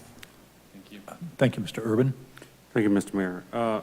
Based on the current presentations, first of all, thank you for your involvement and the efforts you put into this and all the community involvement in this as well. Based on the designs as it's presently presented, are the street networks a further layer underneath this, or is this a representation of the streets that would intersect this area? As Lauren had indicated, as we moved into a preferred concept, which it'll be a combination of all three, but what we're hearing is the greatest support for A and C in some pieces. Then we'll need to look at what that street network could look like. It'll still be at a framework plan level, so we'd be looking at, are there essential, ingress, egress points, changes to sort of operational functionality to make the development of the scale work. Where the exact streets would go would be determined by the future owner or developer should they proceed with redeveloping the property. Okay. But we've set some expectations around sort of the feel and character of those streets, the density of the streets necessary to support different uses that we're indicating in the framework plan. Sure. And then I guess as it relates to the historical preservation efforts, we've gone through this before with the Fruitdale Elementary School. We actually used Eli Investments partners, or Eli Hartman Investments, which has done work with the Laredo or Pancretia. Yeah, Loretta Heights. So with the Fruitdale School building, that was going to be torn down, and it probably should have been torn down based on its condition. These properties are in much better condition, so they have a much greater likelihood, but at the same time, we couldn't just turn that back into a school. We had to find a particular use for that. So for those that want to see these, remain or reuse, you have to be comfortable with whatever they turn into as well. So that being said, I do have some concerns about the remaining mental health facility, and whether it remains or not, I think also plays into what kind of retail or restaurants or other types of facilities are there, because at present, they're very conscious about being alcohol-free and those kinds of things, as well as, when you talk about neighborhood parks and those type of situations as well. So I'll be interested to see how that plays out. But I think any of the things that have been presented so far work as far as a 10,000-foot level, but I think we have a lot of very anxious neighbors around here, and I don't want that anxious or the anxiety to turn into silence or to turn into people not participating in the process, because if you don't participate, then your voice is silent, and that doesn't help you. So you need to speak up, participate, and not let your frustrations or whatever get the better of you, and continue to participate. Because I've seen some of the comments and some of the emails come around that folks are saying, well, my voice isn't going to be heard, or this is just like X, Y, and Z. Well, it's not. This has never been done before, and we will likely never experience something like this again. So if you don't participate, then you've got nothing to say as it comes out. Thank you, Mr. Stites, Ms. Hulteen, and Ms. Weaver, in that order. Thank you, Mr. Mayor. And again, thank you to everybody that's worked on this, and especially the community members, because I will kind of second what Mr. Urban said. I've had feedback from the community and neighbors of people who are either afraid to be in the process or don't feel like their voice is going to be heard. And again, if you're not saying out loud, nobody's hearing it. So please make sure that you're having your voices heard. As a member of the NRS a couple of years ago, as I look at like Concept C here, one of the things that I really like about it is that it seems to protect a lot of the existing neighborhoods, so that what's going into existing or what's going to be by existing houses looks like it'll be other single-family homes and parks and things like that. So I see a lot of value in that there's an effort to take what was done in the NRS and the concepts that have come from that, and there's a lot of value to that, because I think most of the neighbors have a realistic understanding that this is no longer going to be a hospital. I know a few people feel that we can go back and undo deals or something like that, but this is no longer going to be a hospital for most of this campus. So having a realistic understanding that, what we're going to get and what we want to plan out here is very important. So to make sure that we protect those houses that are there and those residents that have been there for a long time, and not throw in a lot of things that don't look like what are already there. I think that's very important. And I agree with everything that's been said. We do need to make sure that it is called out, that those historical properties are very important to our community. And again, one of the things I do like is, as Ms. Hoppy said, is that that is right up there in that civic space, and that could be used for a lot of different things. So thank you for the work, and please, if there's more opinions out there, get in before it's too late. Thank you, Ms. Hulteen. Thank you, Mr. Mayor. I'm glad I'm wearing a mask. You guys can't see my Hershey's chocolate bar on my face. So I just agree with Councilmember Stites that participation, and Councilmember Urban, that it really is, participation is how you are heard. And the thoroughness of this, gives me a lot of confidence in where it's going to end up. So I do have a question that is a little bit tangential, but, Councilmember Nosler-Beck's questioning about Children's Hospital, that is a tremendous asset to our community, and especially as we have more and more young families moving into Wheat Ridge. And I mean, we're all clear where Lutheran's going. Can you speak to, at Clear Creek Crossing, what the market looks like for some of these medical services and buildings to be relocating there?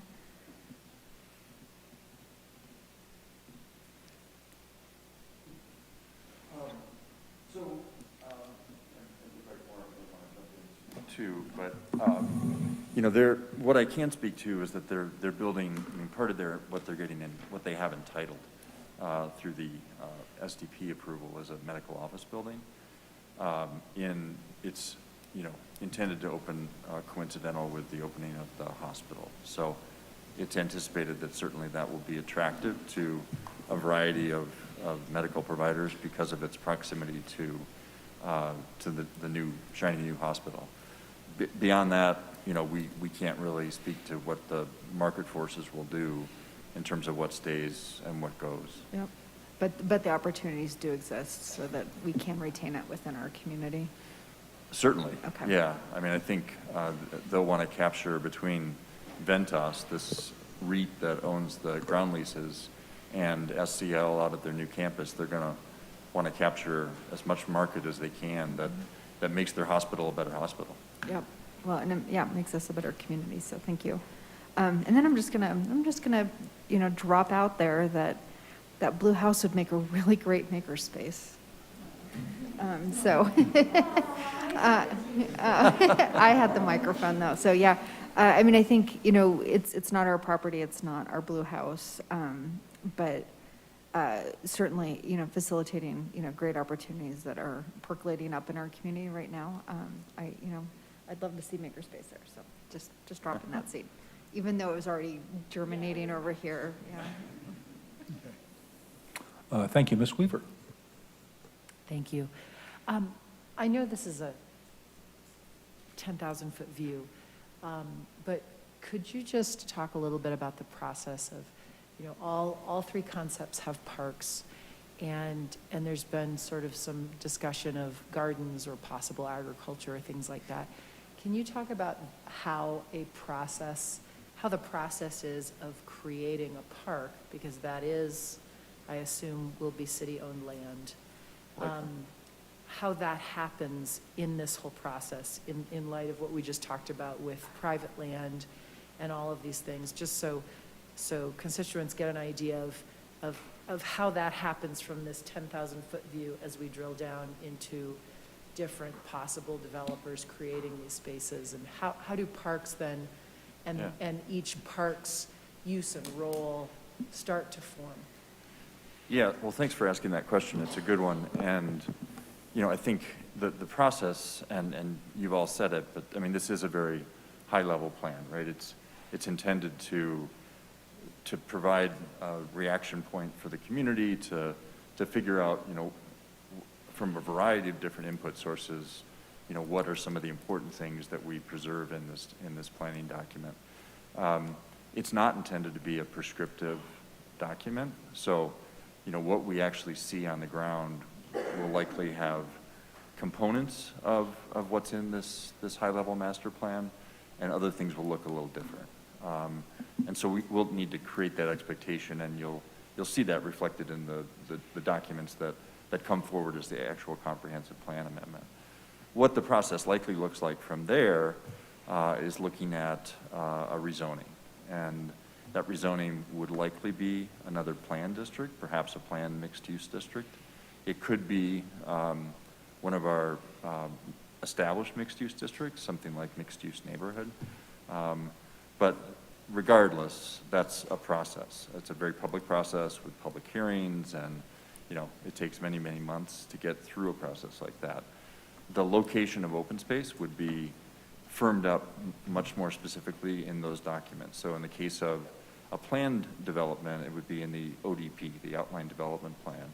In the case of a straight mixed-use district, if that would be the avenue that someone would pursue, it gets fleshed out in the concept plan process. So the location and the nature of open space would be reflected on those documents that would be reviewed through a very open and public hearing process. From there, logistically, to get a little more in the weeds, when we actually plat the property, so create subdivisions, they would make dedications of open space through that planning process. But it certainly is anticipated that there will be publicly owned open space parks as a significant portion of this development, just not all the development. So, Ms. Hutchinson. Thank you, Mayor. I'm wondering, what is the city's interest in this property? As far as a new rec center, city hall, any interest? Mayor, you want? I've been a proponent to, we're about out of space in this building, and this may be an opportunity to create a new city hall, a new civic space. We've talked to educational institutions and libraries to see whether we could generate more interest in those types of uses, so that you have a more public gathering place, and there's more things that happen, and more opportunity for the public to come together. Now, whether that's, in theaters, when we walked through the chapel property, people said, well, we'd love to have a performance type of space that's a community amenity. So that may be a possible use. But, as sort of getting it out into the conversation, we thought that that may be an appropriate type of use for part of the property. Okay, thank you. Additional discussion, Ms. Dozman. Thank you, Mr. Mayor. I really like the idea of bringing some of our civic uses into that area, whether it's a city hall, or in having a police station somewhere in the community as well.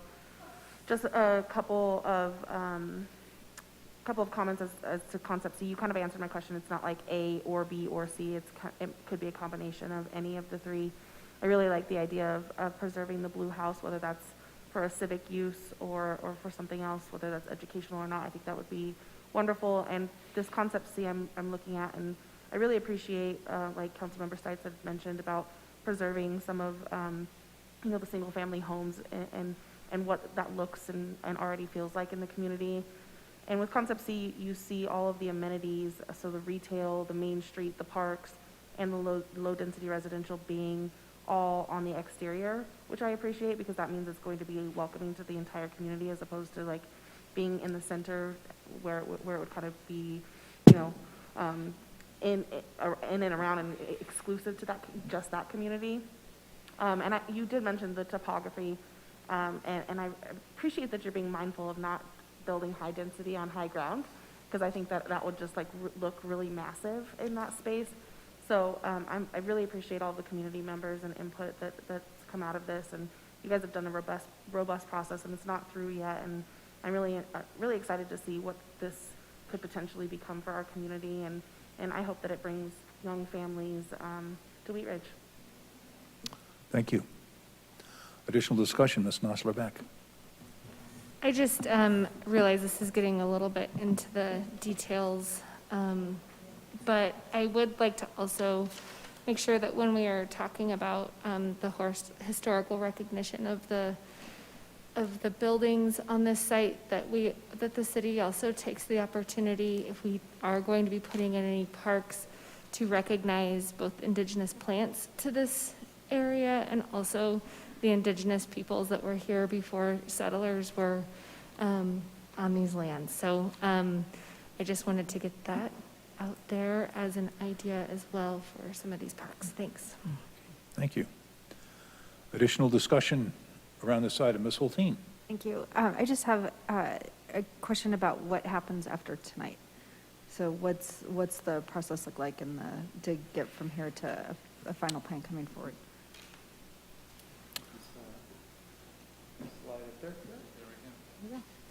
So I think I mentioned it earlier, but Thursday evening, we'll be presenting similarly as we did with you all this evening to the Planning Commission. We'll then be working with our steering committee, with staff, on developing that preferred development framework concept coming out of these preliminary alternatives. We actually talked about, and I failed to add to the slide, we were scoped to just do 2 rounds of focus groups, but we determined that we wanted to do 1 more round with the preferred alternative as well. That it's been a really effective tool, having good, meaningful, kind of open, transparent conversations with folks. And then there'll be a 4th public meeting. And I don't remember do we have a date set for that one? September 22nd in an open house format, and we'll have the same content available on the project website as well. And then we'll begin developing the plan based on the community input, and then would bring that all to you, or bring that to you all, excuse me. Yeah. So we're then, And it's our intent, as an amendment to the comprehensive plan, it also requires a recommendation from the Planning Commission. So it's our intent to have those public hearings in October with the goal of getting this in front of this council as a body, since you've been the one, participating in this process. And knowing that there's an election in early November, we are strongly targeting October 25th as a date for you to hold a public hearing for adoption of a sub-area plan. Ms. Hoppy. I just wanted to clarify, it says Planning Commission study session, so the Planning Commission will be taking no action on the presentation, because it won't even be the draft plan that's suggested. And so I just wanted to make sure that's clear. Okay. Any further discussion on this item? If I may just add, anybody that has not yet commented and wants to, if you go to the project page, you will see my smiling face and an email link, or you can just email me directly at planning@ci.wheatridge.co.us. So we have a special inbox just for emails about this project, and we will continue to take them throughout the duration of the project. So thanks. Thank you very much. Well, thank you very much, Jay, for a great presentation, and Lauren and Ken, thanks for being here. And I want to sort of maybe stress one more time what Lauren did and Mr. Stites, that we're looking for a robust engagement by our population, by our residents, to speak up about this. This is a large piece of land in the center of our town that's changing uses, and this is a great opportunity to be able to have your voice heard. So thank you to everyone who came and gave us your voices, and we look forward to continuing this discussion. Okay, so we will complete item number 2, and I think we're going to take about a 5 or 6 minute break. So we will convene at about 5 or 6 minutes from now and go to item number 3.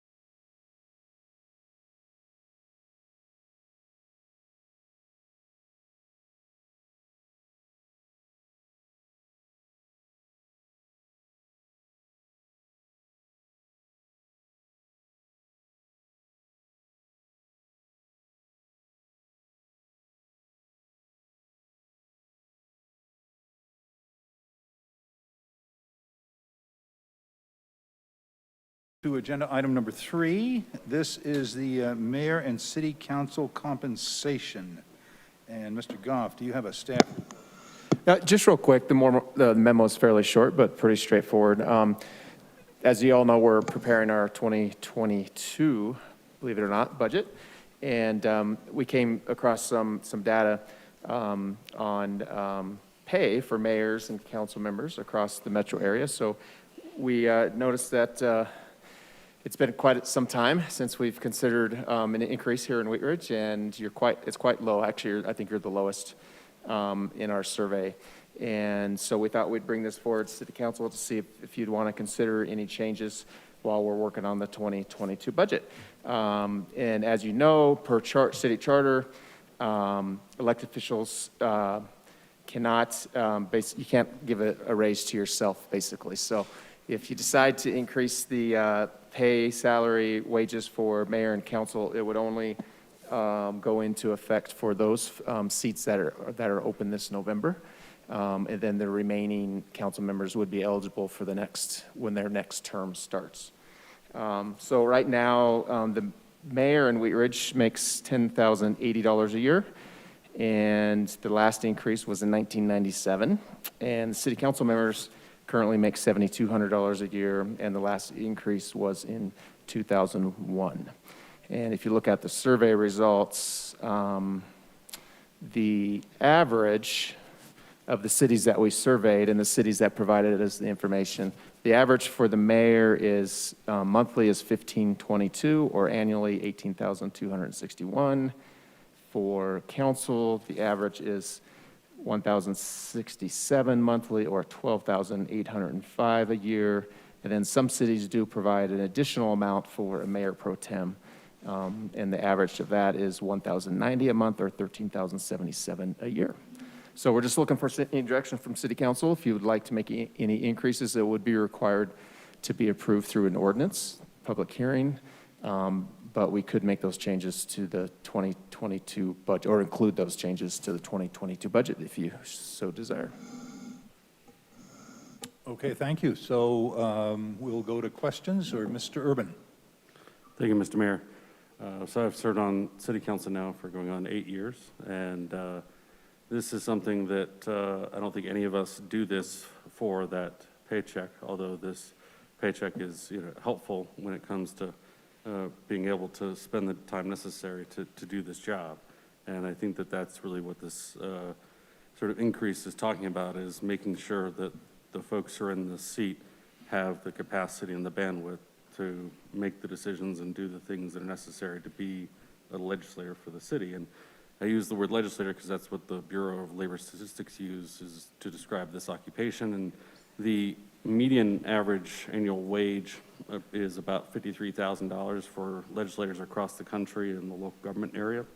And I did some math, and basically on our current rate, we're spending about 5 hours a week, between 5 and 10 hours a week, based on some of this math here. So I would be okay with us increasing the counselor pay from $7,200 a year to $4,400 or $14,400 a year.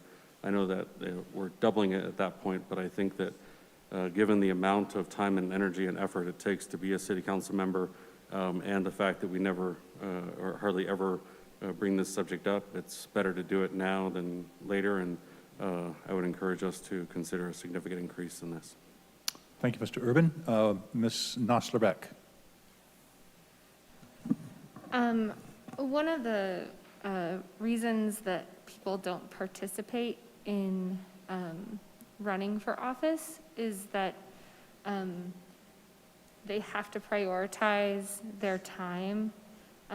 So you get a lot of people who, if they aren't going to be able to work and won't be compensated in their public service role at the same level that they would at their job, because they have to provide for their family, they don't run. And it's an equity issue and an accessibility issue. I strongly support us increasing the amount of pay for people that serve. I'm also making this statement. This would not impact my salary directly. It would impact folks who are running in this election or upcoming elections. But I strongly support what Councilmember Urban suggested so that we can get more people running for office, because this helps make that decision. Ms. Hulteen. Thank you. So I agree. I think, it's been 20 years, and I don't think there's very many paid positions that haven't gone up in the last 20 years. And to Councilmember Urban's point, we don't do this for the money. However, what I've realized since taking office is that, there's the service and the duty to be a city council person, but there's so many opportunities beyond this to support other initiatives and endeavors in the city. And I find that I'm doing that, as a city council member because I want, my city and my district to thrive. But it ends up being, substantial additional volunteer work. It feels like, I'm getting paid to be a city council person, but I think being, adequately compensated for representing and investing and championing the city, it would, I think, also allow for, city council members to, increase their availability for the additional things they'd be doing in the city. And then to Councilmember Nosler-Beck's point, it is an equity issue. I mean, if we want to diversify our city council and to see, people with, different backgrounds stepping up, I think, making sure people are getting justly compensated for their time is important to make sure we get those type of people running for office. So I support doubling it for the mayor's salary. Let's double that too. Thank you. Thank you. Additional discussion? Ms. Dozeman? So this is actually for city staff as we're going into the 2022 budget, because I really appreciate this visual. I had no idea that in comparison to other cities that are roughly the same size, that we're making significantly less.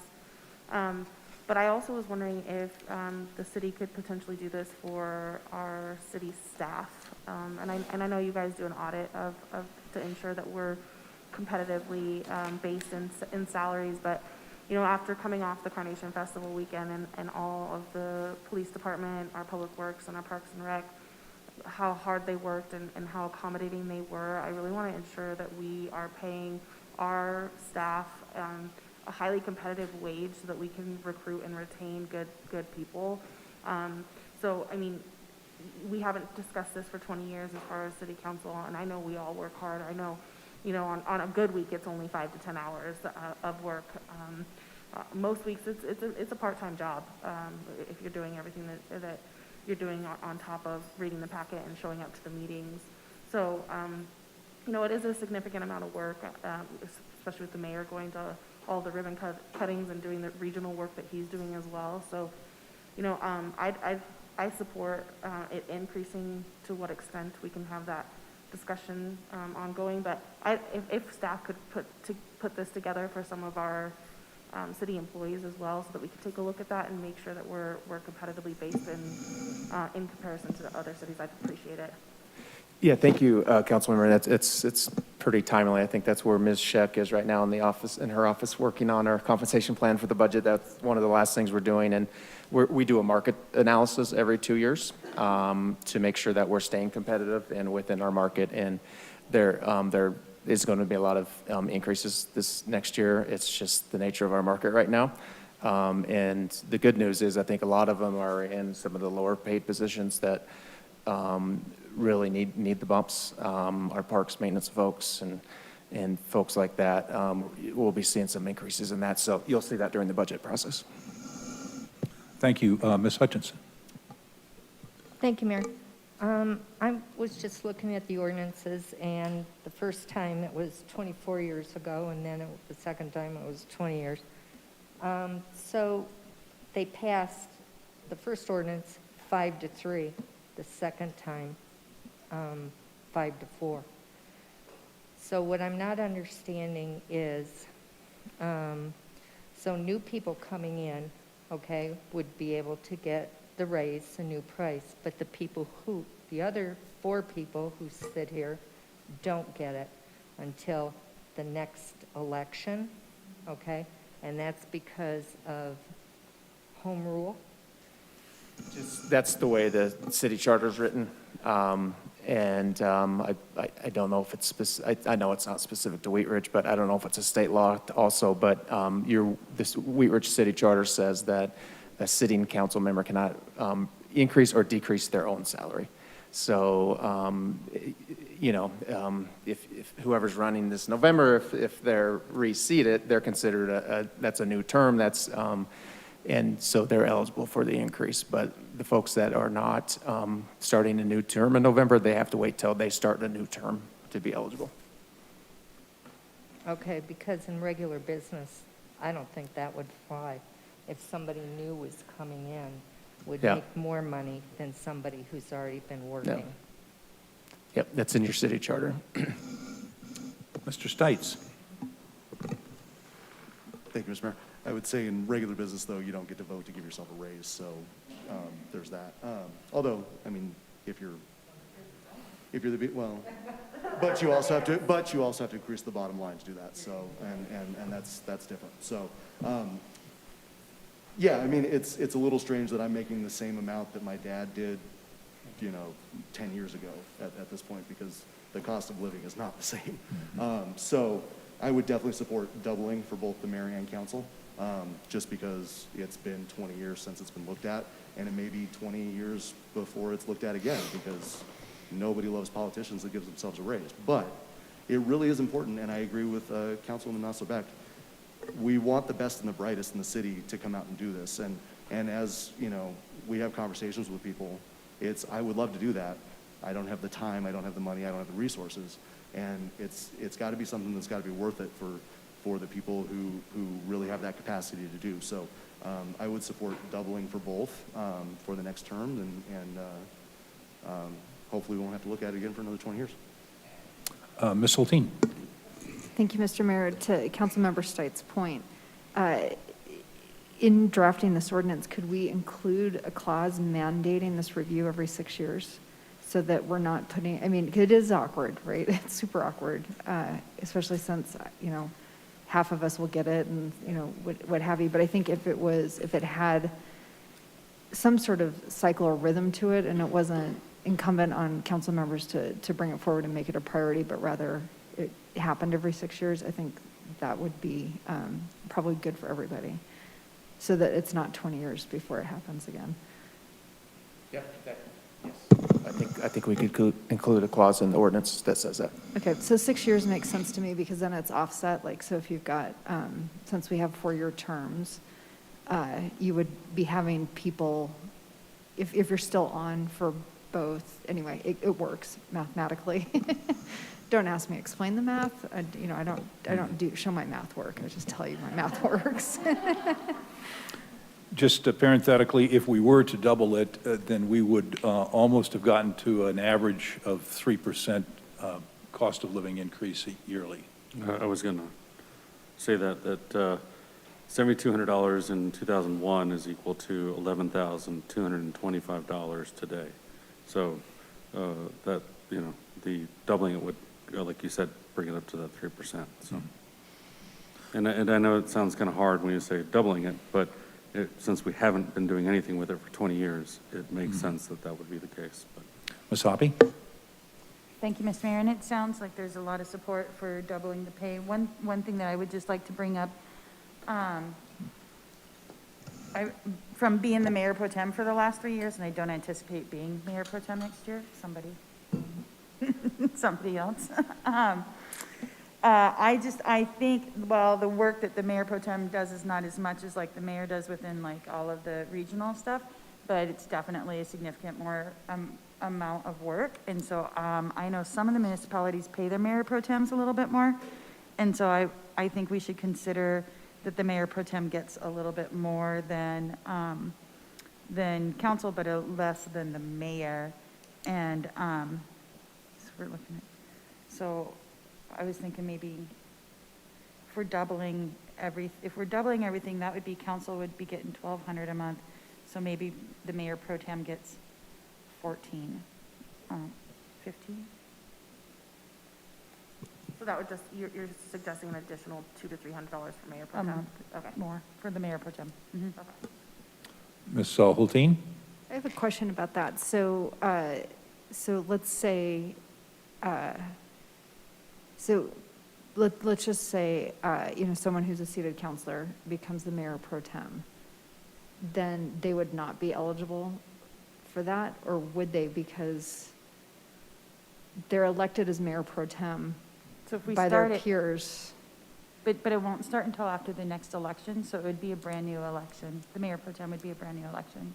So like my mayor pro tem will end in November. Right. And you, the sitting body, will elect a new one by the end of November. Right, so that's what I'm asking. If it's a seated counselor who's not eligible for the pay raise gets elected as mayor pro tem, Oh, I see what you're would Well- they be eligible or not eligible? It would seem to me you would want to phrase it as a counselor upon election as mayor pro tem would get sort of an additional stipend for the duties of mayor pro tem. Sure, okay. Something just by along. a couple hundred, say that by 200, an additional $200 stipend, then that way that covers it, because if you're a seated counselor, you get elected as a mayor pro tem, you don't automatically go to amount, you just get an additional $200 a month. Okay, so it's not salaried, it's like an additional, we may have to check with That's a good point. we may have to check with Dahl. Mr. on Dahl is listening and watching and is texting me, so I don't- I'm not sure if he's going to get back to me on this point right now, but if he's not, he's heard your question, and we'll make sure when we bring this back that that's addressed appropriately. Yeah, so I guess for that interest, I mean, if there is a way to separate that as like, an additional stipend or something as opposed, I mean, it's probably threading a needle there, but, Mr. Dahl says the answer is yes. Upon election as mayor pro tem, you can get additional, and we can write that into the draft ordinance, so. okay, great, thank you. So I would like to try, oh, sorry. Well, I'll make a Mr. Urban, consensus. Mr. Urban had his hand up. I'd like to make a consensus that we consider moving forward the increase of counselor pay from $7,200 a year to $14,400 a year, and mayor's salary from $10,080 a year, which was last changed in 1997, increase that to $21,600 a year with a $200 monthly stipend, if you will, for the role of mayor pro tem, which could be allocated to any sitting member of council upon their election to that position. I'm sure Jerry Dahl will give us language on that, but I move forward that consensus. With a 6-year review of councilor salary to occur every 6 years. We have a consensus on the floor that is adopted. We will issue that to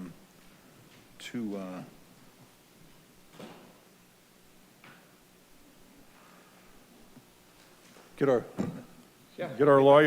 lawyers working on it and to move forward. So that will conclude agenda item number 3. Let's get to that agenda here. I know that we're at least partway through our meeting. We are part through. Staff reports.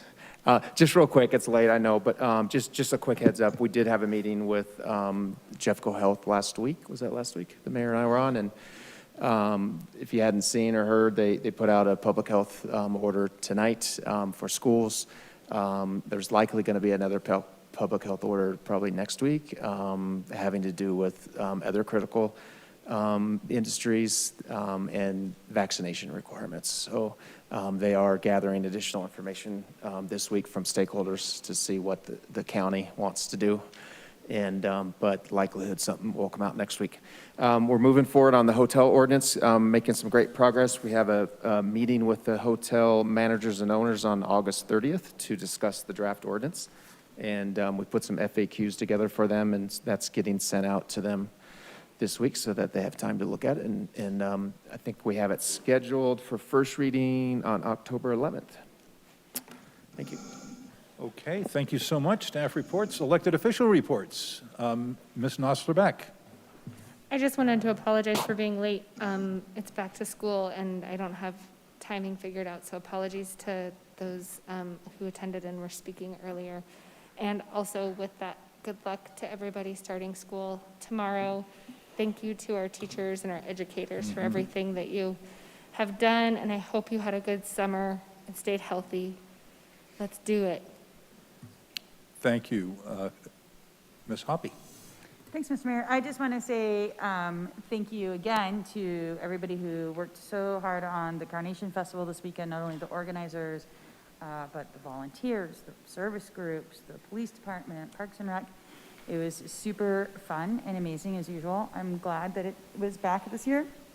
I went to the Carnation Festival in August, just before I moved here in October, and I was like, yes. So glad I'm buying a house here. So yeah, thank you very much for everybody for that. And also, yes, back to school. And this August has felt almost as bad as mayhem. May usually is. But just everybody hang in there. And just remember that, there's going to be a lot more foot traffic on the roads at 7 a.m. with people walking to school and bicycle traffic and stuff like that. So just keep your eyes out. Thank you. We'll go around the horn. Mr. Urban, anything tonight? Nothing tonight, thank you. Mr. Stites. I'll just reiterate, thank you for everybody who worked on the Carnation Festival and everything with school. I'll just ditto. We're good. No surprise. We'll go to Ms. Dozeman. Thank you. So I'd like to give a special shout out to Joe DeMott, the chairman of the Carnation Festival for the last 9 years. He does a phenomenal job. Pietros hosts our meetings, monthly meetings, and they're on the second Monday at 5:30. And so we welcome any of the public that wants to come and join us and be a part of the festival and be a regular board member or volunteer or committee member. It's fun. You get pizza and salad, and we're a good group of folks. And I also wanted to give a shout out to Walt Pettit. He has been involved with the Carnation Festival since the city's incorporation in 1969. So he's the longest standing member and participant of the Carnation Festival. And I don't know how he does it, but he runs circles around me the whole weekend. And he's a tireless leader, and he is a wonderful man. And so I wanted to thank him, and I also wanted to thank the rest of the board with the Carnation Festival. It was a great weekend, and we had a great time. And you. Thank you, and you also. Thank you.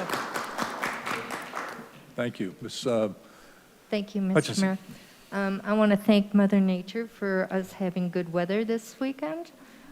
Great Carnation Festival. And also for all the students who are going back to school, have a safe and good year.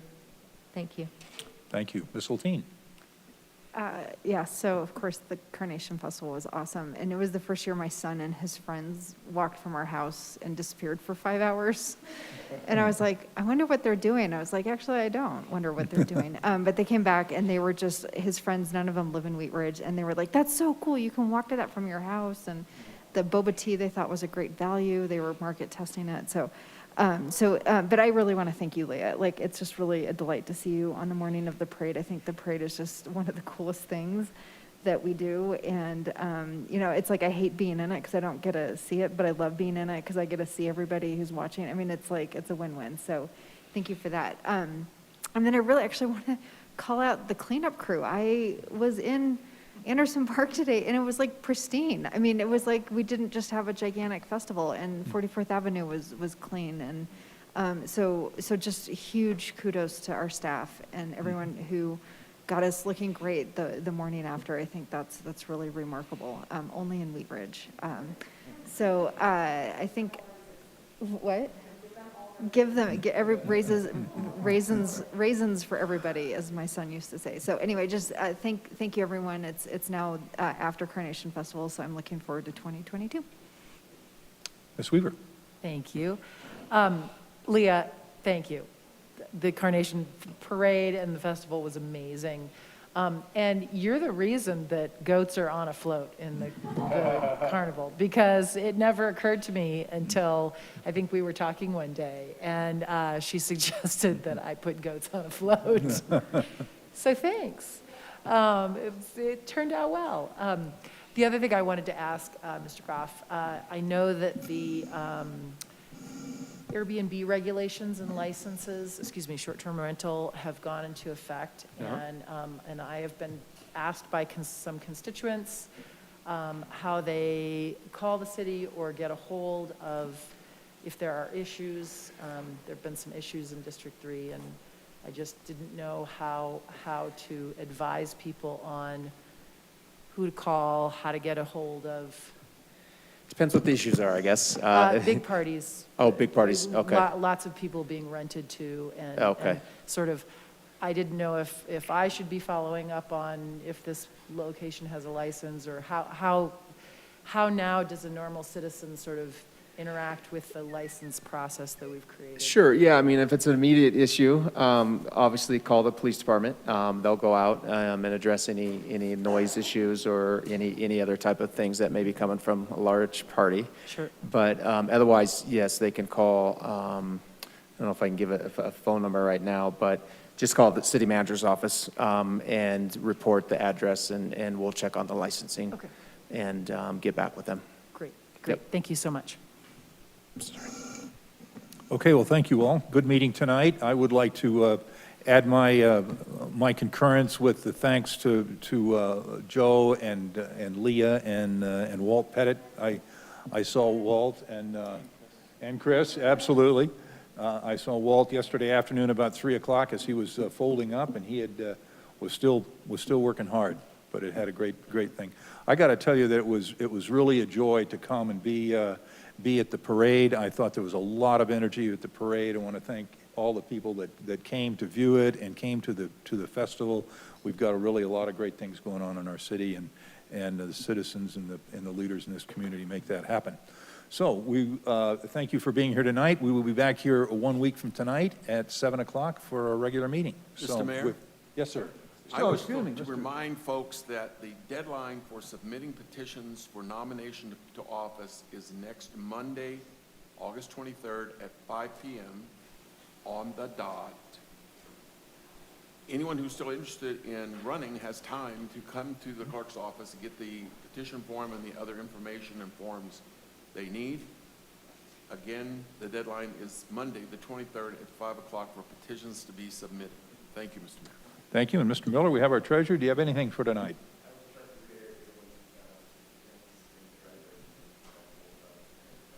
Okay. Well, thank you very much. If there's no more business to come before us, we will stand adjourned. Thank you.